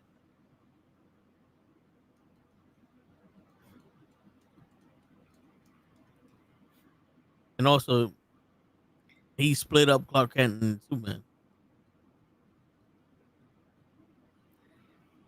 But yeah, so I mean, we're not arguing him. He's got to be on the Mount Rushmore. But like when it comes to Marvel, you know what I'm saying? It's weird with the different owners, Sony and Fox and all this, because if you think about it, yes, Iron Man was the first Marvel movie that was successful to the point where I think we can build something off of it. Fox couldn't build nothing off of Fantastic Four, but the Fantastic Four. They couldn't build nothing off of Spider-Man because they didn't have everything that Spider-Man went through, you know, with all that shit. And they tried and they just got too fucking cute with it. But Blade was the first time we saw a superhero in that era, in between Iron Man and Superman, because it wasn't like it was Blade. They made Blade in '96 and then they made Iron Man in '97. No, it was when they make Blade, like I think 98. 98, and then 2000, and then what? 2010 was when they made Iron Man. 2008. So 10 years. If my math is correct. 2008. You got Steiner mouth. What was that? I say you got Steiner mouth. So 1998 and 2008. That's 10-year difference between Blade and Iron Man, where they go, Blade made a shitload of money. Or Blade made an impact. He's a Marvel character. Everyone loved him. Yeah, like, you know what I'm saying? No one knew. Everybody loved him, whatever. And then they went on with the whole Fantastic Four, the X-Men, those flopped. Spider-Man. Yeah, Spider-Man 2 was good. But Spider-Man 3, people were like, yeah. Spider-Man 1 was good because it was Spider-Man. But then, you know, Fantastic Four was like, part 2 was like, You watched the none of the X-Men was good until maybe First Class. X-Men 2 was good. Because they started killing people. But you know what I'm saying? Like, it wasn't like, oh, this is the X-Men. Like, we're going to defend it. You can see there's a certain amount of people that like this. This is a niche. And Iron Man came in and everybody's like, oh, this is fantastic. But the original jab to that 1-2 punch was Blade.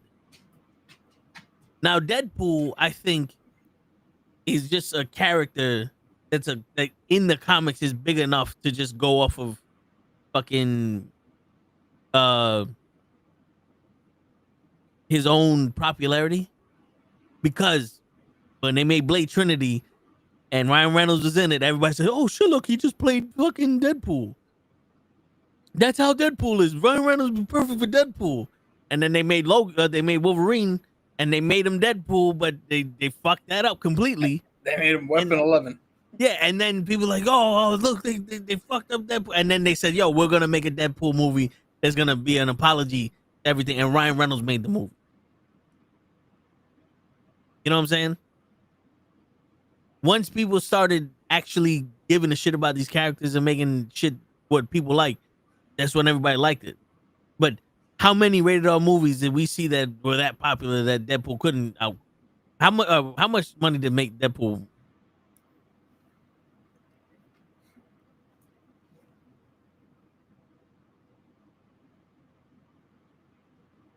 You better leave, show, and don't you come back. Don't you be telling me to leave, huh, Dave? Deadpool 1 only grossed a total of $783 million worldwide. Which at the time was the highest grossing rated R movie. Yeah, which the film had relatively modest production budget of $58 million. That's not it. I mean, that's not that much of a profit.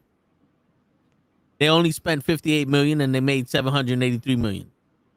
When you start talking about $783 billion, then you come talk to me. So right? In 2016,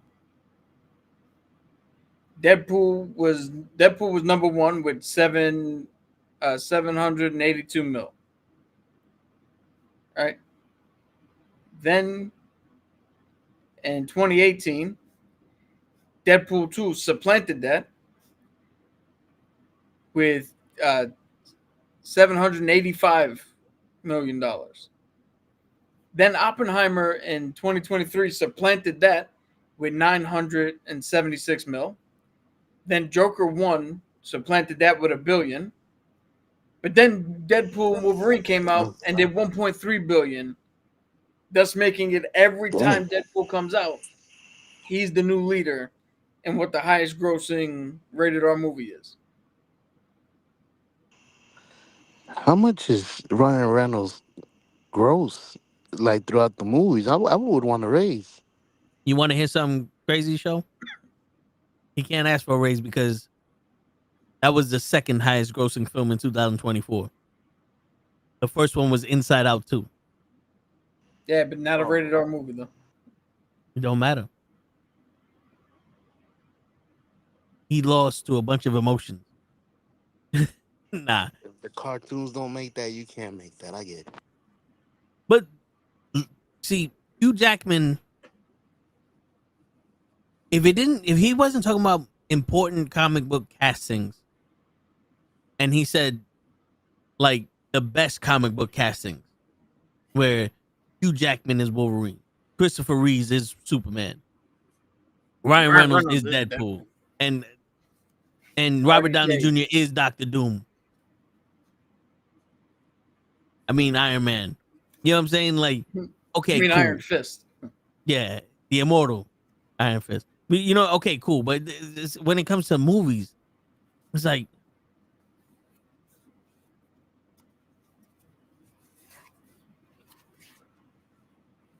I think Blade has to be up there with the importance of the movie. Yeah, but again, the guy you have to, because that's the question that Don LaGreca does with the Mount Rushmore. He always goes, all right, but then who are you taking off? In this case, Hugh Jackman is the only one that you can take off because his reasoning for being up there was the weakest.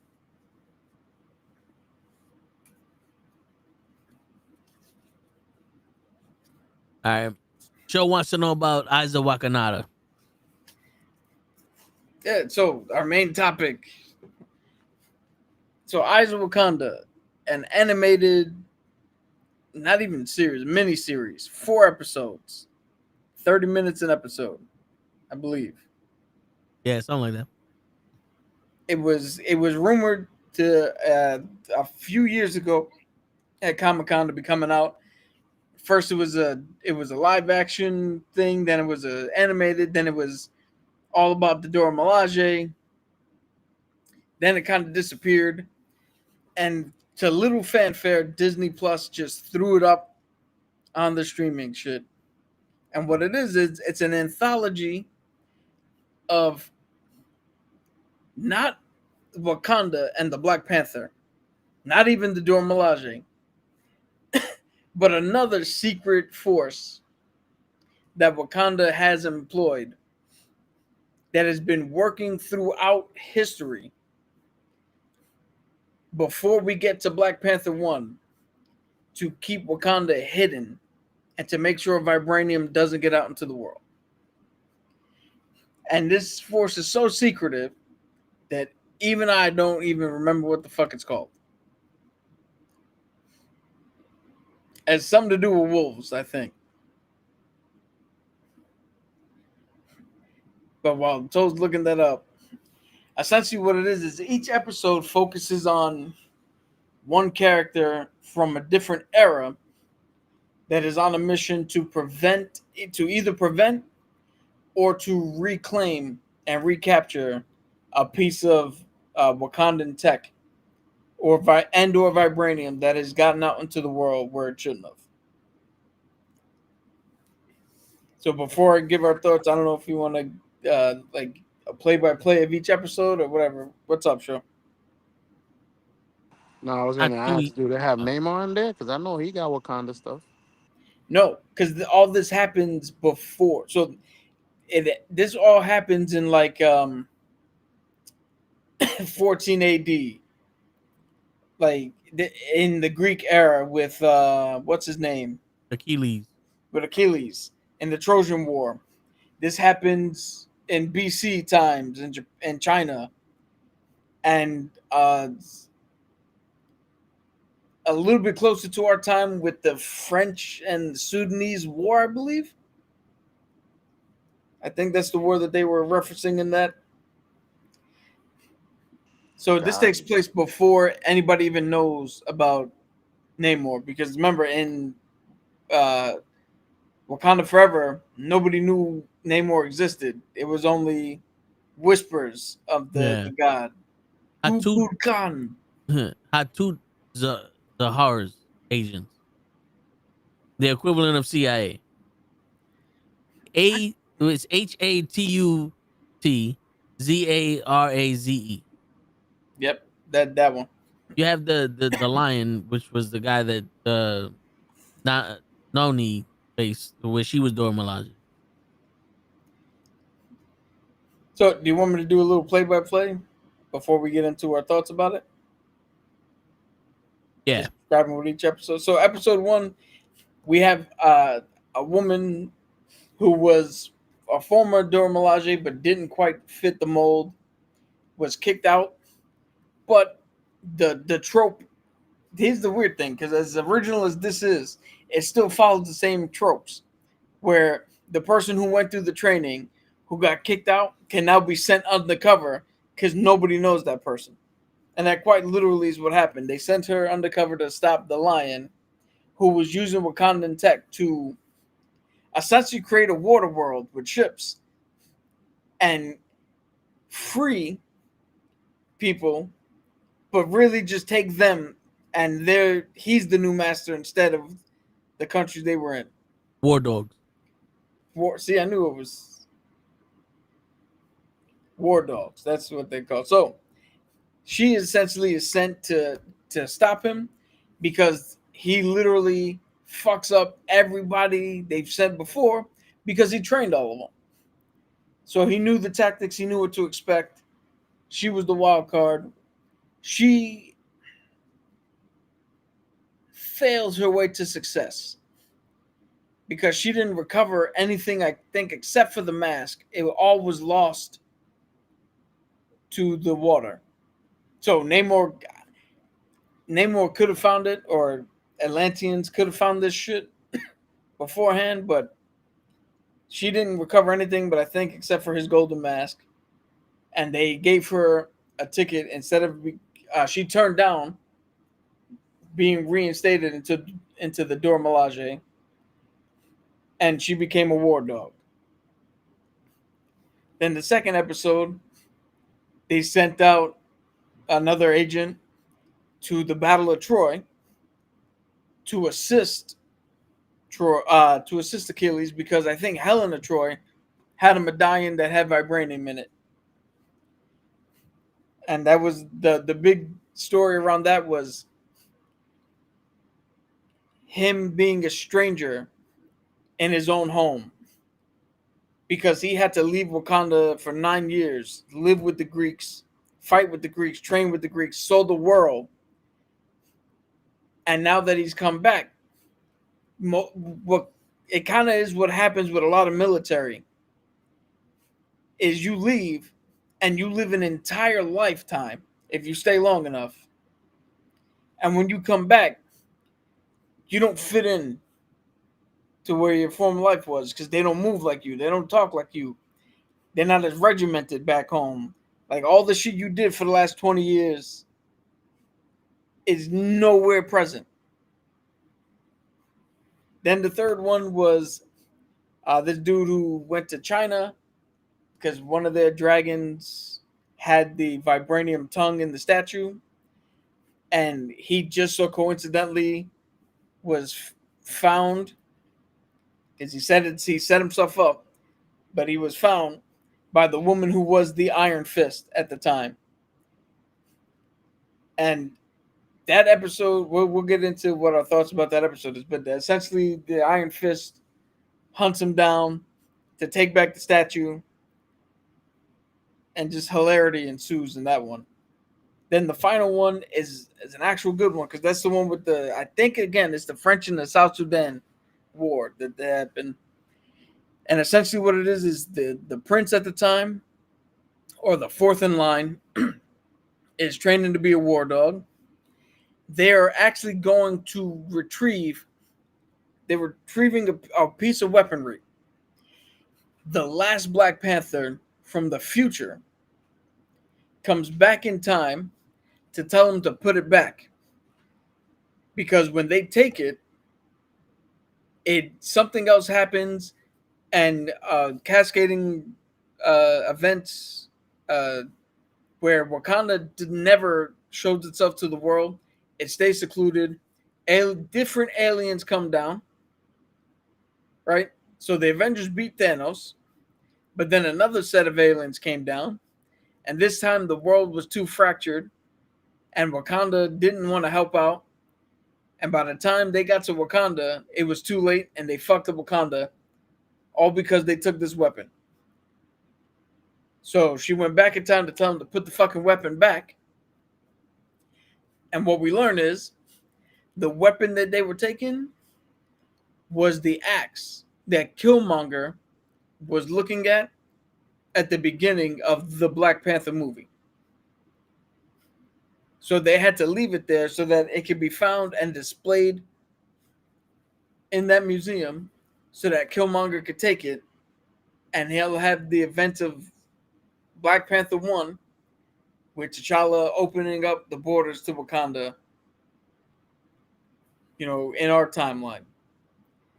And that's essentially a short snippet of all 4 episodes of what happened. Any questions, show, because I know you got questions.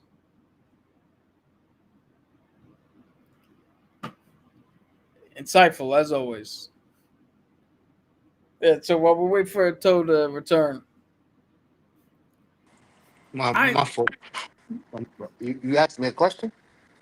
No, I'd say, did you have any questions based off of what I was saying? No, I don't. I understood. Oh, okay. Did you? Now, here's my question to you, and everybody playing the home game. Let's all say the answer at the same time. Did you watch this episode? Did you watch this show? 1, 2, 3. No, you didn't. No, you're right. Now, here's an even bigger question. Did you know this show was out on Disney Plus? No. I appreciate y'all. I'm gonna go watch. I'm gonna watch it, and then I'm gonna watch the wrong episodes. I'm gonna be ahead of y'all, and y'all gonna be upset. Yo, there's only 4 episodes. We watched them all. If you can find a way to watch more episodes than we did, I'm gonna call you Franklin Richards, because you are now the maker, and you are making your own reality. Listen, bro, I've done it before. I've watched it that y'all haven't. Apparently, I'm telling you, it is impossible to watch more episodes than they are episodes to watch. I know, I'm fucking with y'all. That was when they were coming out on the day that we was actually potting. Yeah. Although, for those of you who may or may not remember, we used to do movie watch-alongs, and we were supposed to watch Predators with Adrian Brody, and my man Show over here was watching The Predator, a completely different movie at that time. It was hilarious. There was a predator in it, though. I knew it. True. I remember. Still to this day, I remember. Show, what part are you watching? What part are you on? And you're like, oh, I'm on the part where he's on the table, and all of us were like, what table? There is no table in this movie. Hey, you lose. And so, my thoughts on this series overall, I think this was a good series. I have small problems with it though, but they're small problems. Like the 3rd episode is really the worst episode, only because he couldn't take the fucking vibranium tongue out of the statue, but it came out of the statue. Like he tugged once, twice, heard some noise, said, "Oh shit," and just took the whole thing. When the Iron Fist literally was like, "Yo, dude, if you just told me all you wanted was this fucking tongue," she just took it out of the thing. It was like, "Here, I would have gave you the tongue. You wouldn't have had to do all this shit." Instead, she had to sneak on board a fucking ship, fly to Wakanda, beat the fuck out of a whole bunch of Wakandans. And then they made it seem as if some dude who looks like he couldn't fight his way out of a paper bag was the guy running around kicking the shit out of everybody. It was weird. But my main gripe with the problem with the show is the technology they had in it either surpassed the technology that we see in Wakanda Forever and Black Panther, or didn't progress from that point to when we get to Wakanda Forever. Because I think the one in China with the Iron Fist is like 1400 AD or what? No, BC. Which one is? I'm getting my shit mixed up. BC is before Christ. AC is some after Dominus. So 1400 AD, right? Closer to our time. And these motherfuckers had planes already. But then we get to Wakanda or Black Panther, and they still have planes. They have nothing more technologically advanced than the fucking little stealth plane that he had. But yet the one in Greece, this motherfucker had telecommunication. 1400 AD. AD, there you go. This motherfucker in Greece had Morse code telecommunication watches that wirelessly connected to something and would and sent a signal somewhere. But we don't get anything like that in this new shit. Like our shit has to connect to satellites in Wakanda Forever and Black Panther. But back in the Trojan days with the Greeks, no satellites in sight. This motherfucker was able to wirelessly chat via Morse code. Before Morse code was even fucking invented. Yeah. So that's that was 1260 BC. Yeah, it's a little gripe, but it's noticeable about for the time period what the fuck kind of technology they had. It's a little weird.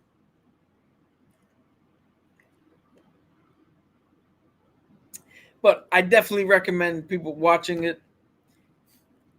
Is it a necessary watch? No, but it's a fun watch. If you got nothing to do on a Friday or Saturday or Sunday, it's 4 episodes, 30 minutes. You binge it. What are your thoughts?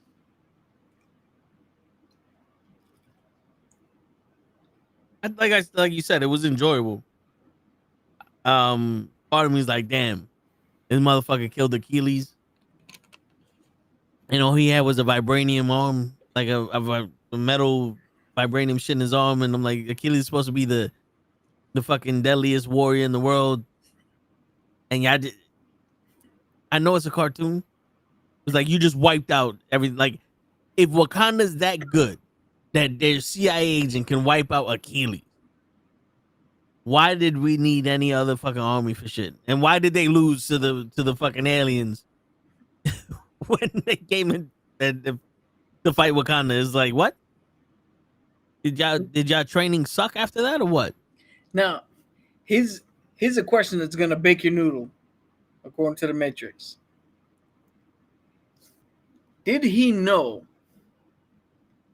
that Achilles had that fucking weak spot? That was the only vulnerable spot?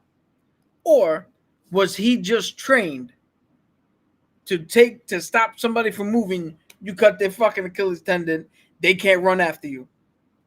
Did he know or did he get lucky? I think he got lucky.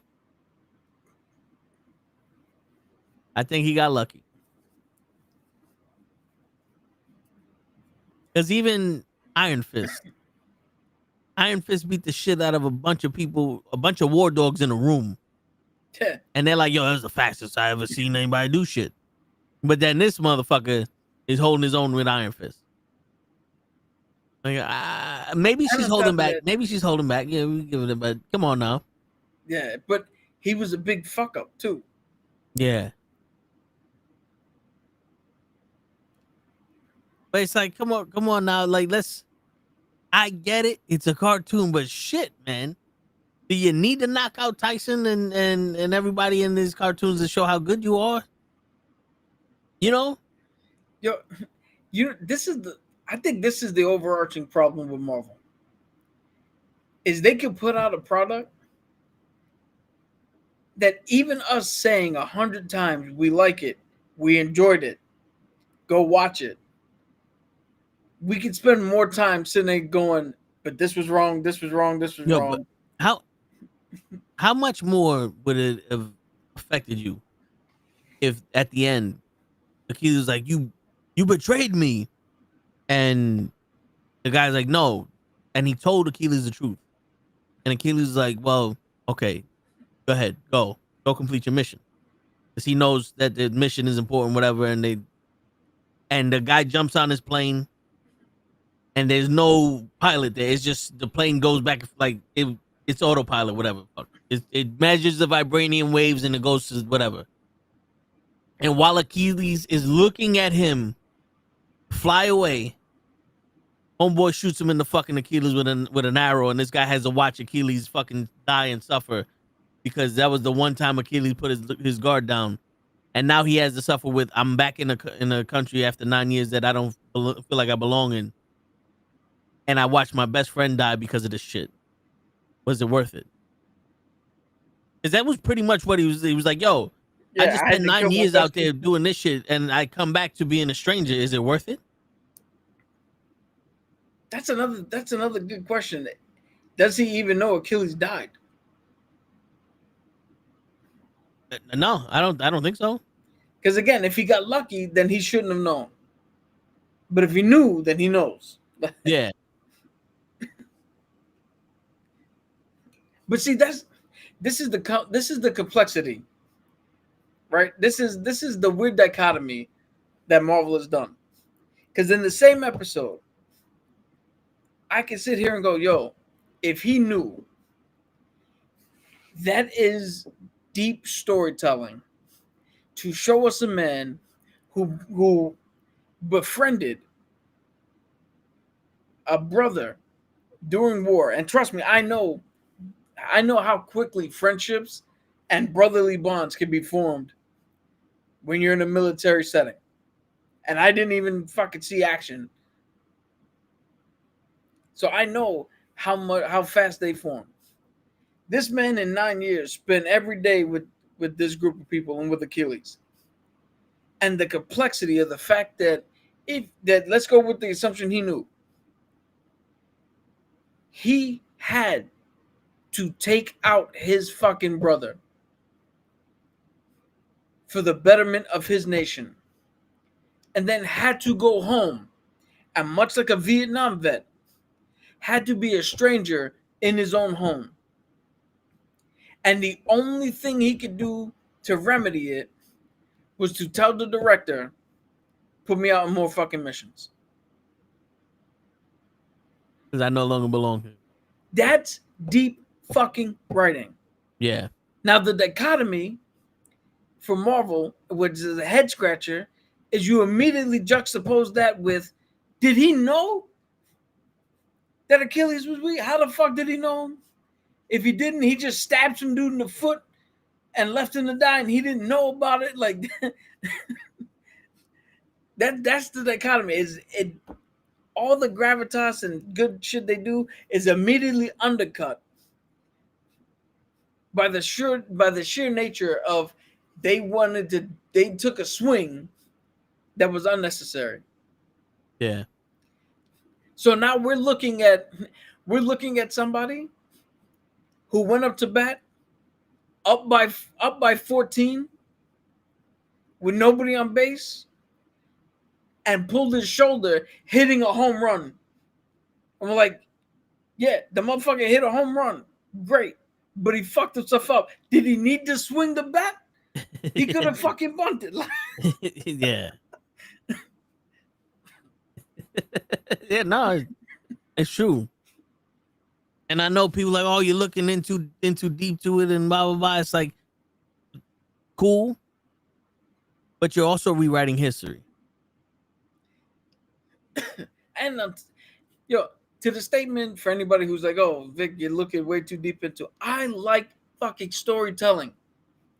Yeah, that's why you watch it. I want to see or hear or read the best fucking story you can tell me. That's why I was drawn to that episode. All that shit that happened. The minute you see the switch where Achilles is being attacked and he's calling for him, he's like, yo, I need your help. And that switch goes on his head, is like, fuck you, Wakanda forever. And he takes off. That has some meaning, some thought behind it. That's a conversation starter. Yeah. What would you do in that situation? How would you feel? That's a thing where you could put yourself in it and fucking wrestle with your own morals and values during that situation. That's what the fuck storytelling's supposed to be. When it's done right, that you look into it. You put that much into it.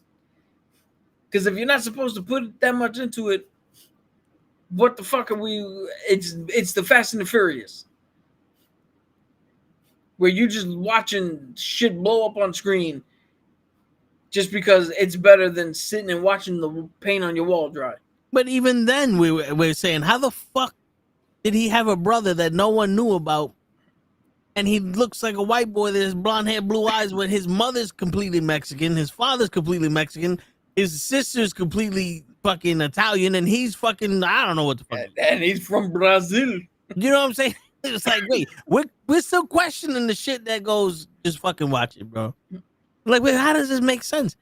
You know what I'm saying? And then, like, I like the fact that they introduced Iron Fist in it, and that the whole story with that, I get it. But it's still like, yo. Can I talk about that one when you're done? No, I mean, I was just gonna say, it's still like, yo, how is he going blow for blow with the Iron Fist? The Dora Milaje made, I can get it because they go blow for blow with super soldiers, and they have vibranium and all that other shit. But still, if the Iron Fist were to fight them, he should be able to beat them. Not relatively easy, but beat them. Because they're not the Shang-Chi's of the world. They're a good army, but they can still be beaten. And on top of that, this would be the first time they've encountered to this. Yes. So they wouldn't know what the fuck to prepare for, what the fuck they were doing. Especially after she just beat the shit out of 25 different war dogs. Yeah. But now, what I wanted to bring up is, so we had a situation in this one where, again, he purposely crash landed in China, was hoping to be found by somebody, got lucky, and to be found by the caretaker of the place where this statue was. Yeah. Right? And they formed a relationship, and as they didn't say it, but it was a sexual relationship, a romantic relationship. And instead of diving into the complexities of what does that mean that I have now ingratiated myself, not as a brother in the previous episode, but now as a romantic partner to somebody that I now have to betray, that I now have to steal something from their culture. What does that mean? Instead, they play it off as a fucking joke. They play it off as, oh, who's the mystery? Even though Marvel gave it away by saying, hey, here's the woman who voices Iron Fist, and then there's only one Chinese woman in that episode. Yeah. But anyway, like, they play it off as a joke. They play it off as who is this new person in here in Wakanda? And then at the end, it turns out he was betraying her, but she knew he was betraying her, so she didn't really give that much of a shit. And again, she literally just plucked the tongue out of the fucking mouth of the dragon, making all of his shenanigans completely pointless. Motherfuckers got their ass whooped while they were eating lunch for no reason. Yeah. Yeah. That, like I said, it was good, but there's definitely some shit to it where, like, yo,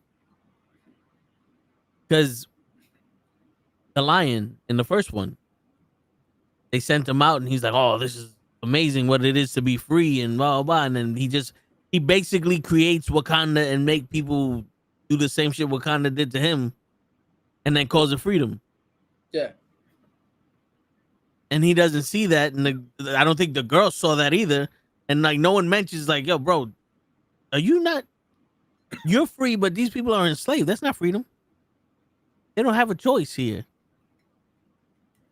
Like, what the fuck? And then they're fighting and they lose all that shit, but it's still.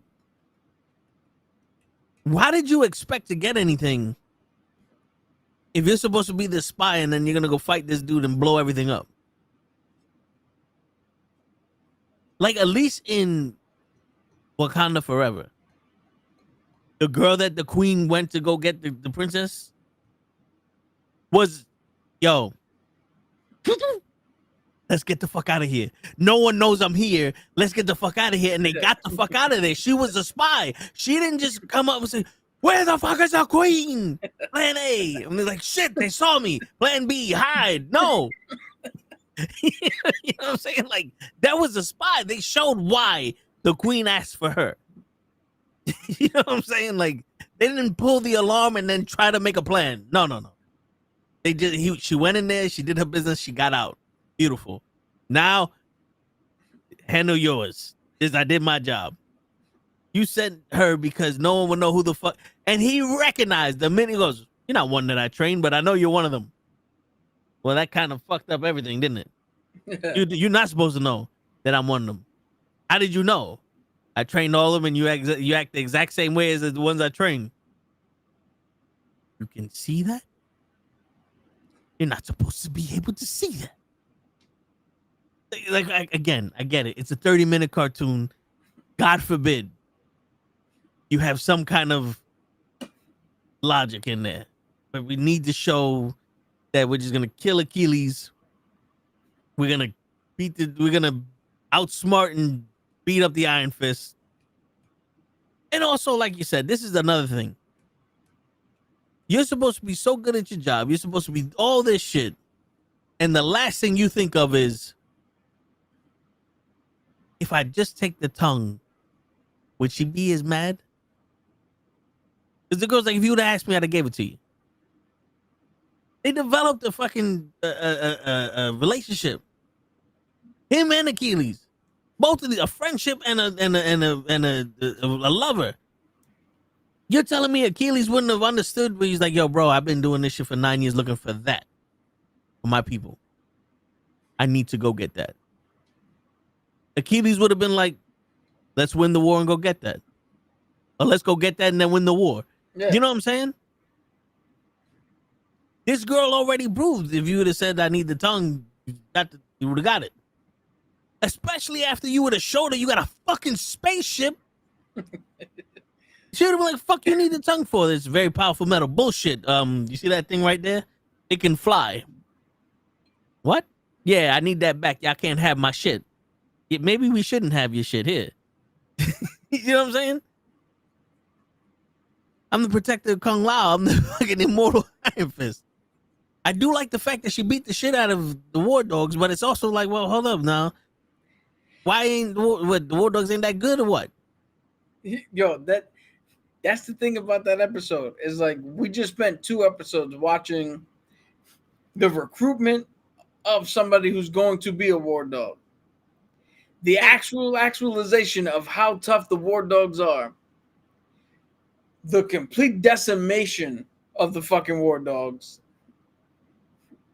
And then we get to another point where it's like, well, now we see the end of the career of one of them. Yeah. And also, I don't know